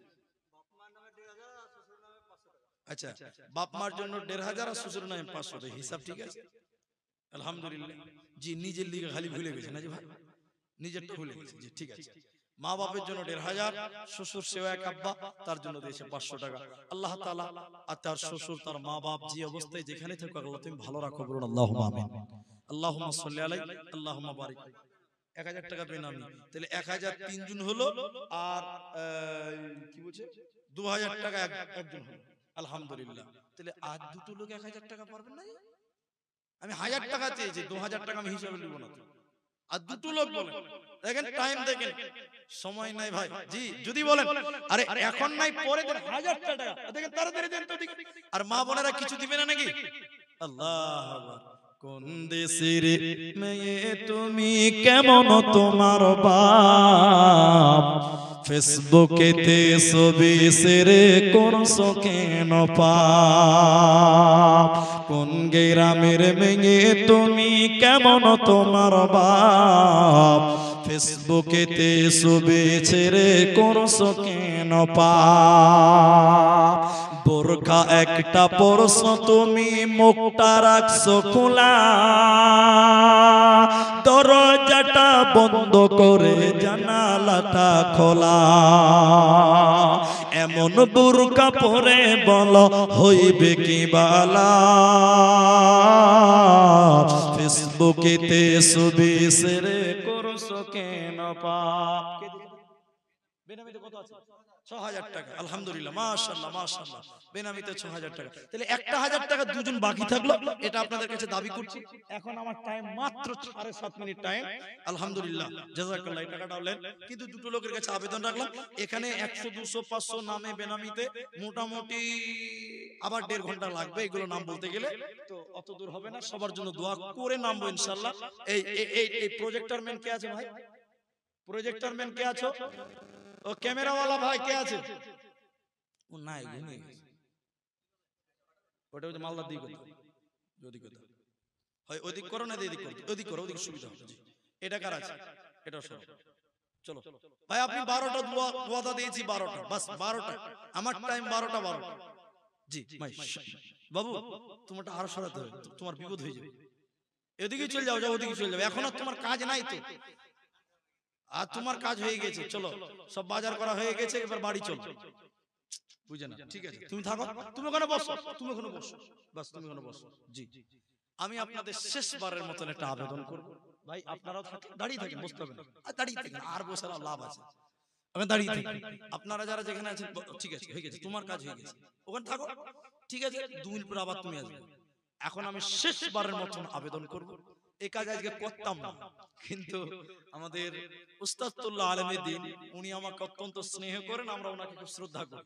ওনার মাদ্রাসায় 30 তারিখে আসছি, গত বছরও 30 নভেম্বর, এবারও 30 নভেম্বর। আল্লাহ নভেম্বরের 30 তারিখে মনে হয় মোহর মেরেছে, বুঝতে পারছো? হুসেননগর ওই নিজামিয়া মাদ্রাসা, রহমানিয়া নিজামিয়া মাদ্রাসা। তো উনি আমাকে ইশারা দিয়েছেন, আমি আমার ফর্মুলাতে কাজ করব। আমি যেটি মানুষ আছেন, আমাকে 1000 টাকা দিলেন, 5000 দিলেন, 6000 দিলেন, 10000 দিয়েছেন, আলহামদুলিল্লাহ। কিন্তু এখন আমি আপনাদের টাকা শুধু নয়, এতটি লোক মুর্শিদাবাদের, এটা এবছর প্রথম মাহফিল, এবছর এটা আমার প্রথম মাহফিল, যদিও অক্টোবরের আপনার 16 তারিখ থেকে প্রোগ্রাম চলছে। আমি আপনাদেরকে একটা আবেদন করব, সেটা কি, সবটি মানুষের সঙ্গে একটু মুসাফা করব। আপনারা সবাই করবেন, বলুন ইনশাআল্লাহ। ভাই রাগ আছে নাকি আপনার সঙ্গে? তবে এবার সবাই জুড়ে বলুন ইনশাআল্লাহ। আর মা খালাদের দিয়ে একটা গামছা পাঠান লাস্ট বারের মতো, যদি 2-4 টাকা দেয় তো বরকত হবে, মেয়েদের দানে বরকত থাকে। আপনাদের সঙ্গে একটু মুসাফা করব। আমি সিস্টেম বলছি আপনাকে, একবার নারায়ে তাকবীর বলবো, জোরে আল্লাহু আকবার বলে সবাই দাঁড়াবেন, বলুন একবার ইনশাআল্লাহ, বলুন ইনশাআল্লাহ। একটু পকেটে হাত ভরবেন, এদিকে দেখেন। যদি 10 টাকা থাকে তো বার করবেন, 5 টাকা থাকলে বার করবেন, 50 টাকা থাকলে দিবেন, 100 থাকলে দিবেন, না থাকলে লাগবে না, লাগবে না, লাগবে না, এমনিতেই মুসাফা করবেন। আর একবার নারায়ে তাকবীর বলবো, 10 টাকা থাকলে দিয়ে মুসাফা করবেন, না থাকলে এমনিতেই করবেন, কিন্তু সবাই মুসাফা করবেন, আপনারাও করবেন, এদিকেও করবে, সবাই করবে, বলুন ইনশাআল্লাহ, সবাই বলুন ইনশাআল্লাহ। আমি একবার নারায়ে তাকবীর দেওয়ার সঙ্গে সঙ্গে কেউ বসে থাকবেন না, সবাই দাঁড়াবেন, রেডি হবেন, পকেটে হাত ভরবেন, আরেকবার তাকবীর দিব, একসঙ্গে আসবেন। আমাদের সবাইকে যেন আল্লাহ কবুল করে, বলুন একবার আল্লাহুম্মা আমিন। এটা সবাই দাঁড়ান তো ভাই, একটু দাঁড়ান। নারায়ে তাকবীর, আল্লাহু আকবার, সবাই দাঁড়ান, আল্লাহু আকবার। এরা বাংলা বুঝেনি নাকি গো? আল্লাহ, সবাই দাঁড়ান। একটু পরে আরেকবার তাকবীর দিছি, দেন একসঙ্গে আসবেন, আপনারাও আসবেন। আরে টাকা যার কাছে নাই সেও মুসাফা করেন, টাকা লাগবে এরকম ব্যাপার না, কিন্তু মুসাফাটা সবাই করবেন। আমার পরে বক্তা আছে, বসে যাবেন ইনশাআল্লাহ। চলুন এবার চলে আসেন তো, নারায়ে তাকবীর, সবাই আসেন, কেউ বাদ যাবেন। আপনি টাকা দিয়েন না, মুসাফাটা করেন। জাযাকাল্লাহ, হাইয়াকাল্লাহ, বারাকাল্লাহ, আল্লাহুম্মা আমিন, আল্লাহুম্মা সাল্লি আলাইহি, আল্লাহুম্মা বারিক আলাইহি, আমিন আমিন আমিন। সাবধানে থাকিও মুমিন, ঈমান রাখা দায়, সাবধানে থাকিও মুমিন, ঈমান রাখা দায়। কিয়ামতের আলামত ভাবে বোঝা যায়, সাবধানে থাকিও মুমিন, ঈমান রাখা দায়। সবাই আসেন ভাই, যারা দেবেন না তারাও আসেন, লজ্জা করার কি আছে? মুসাফা করতে কোনো লজ্জা নাই তো। জাযাকাল্লাহ, বারাকাল্লাহ, হাইয়াকাল্লাহ। নৌকার মাঝি আমায় পার করে দে, করিস না, জিয়ারতে যাব আমি সোনার মদিনায়, নৌকার মাঝি আমায় পার করে দে, দেরি করিস না। আসুন ভাই, যারা দাঁড়িয়ে আছেন, যারা করে নিয়ে আসেন, আমি টাকা দিয়ে নিয়ে আসেন, যার মহব্বতে আসেন। জাযাকাল্লাহ, হাইয়াকাল্লাহ, বারাকাল্লাহ। চলে আসেন শেষ বেলায়। ওহ কি মুমিন ভাই, তোর হইল রে তোর বিদায় বেলার পালা, ডাকছে রে তোর খেওয়ার মাঝি, ওমর মাঝি নবী কামলেওয়ালা রে।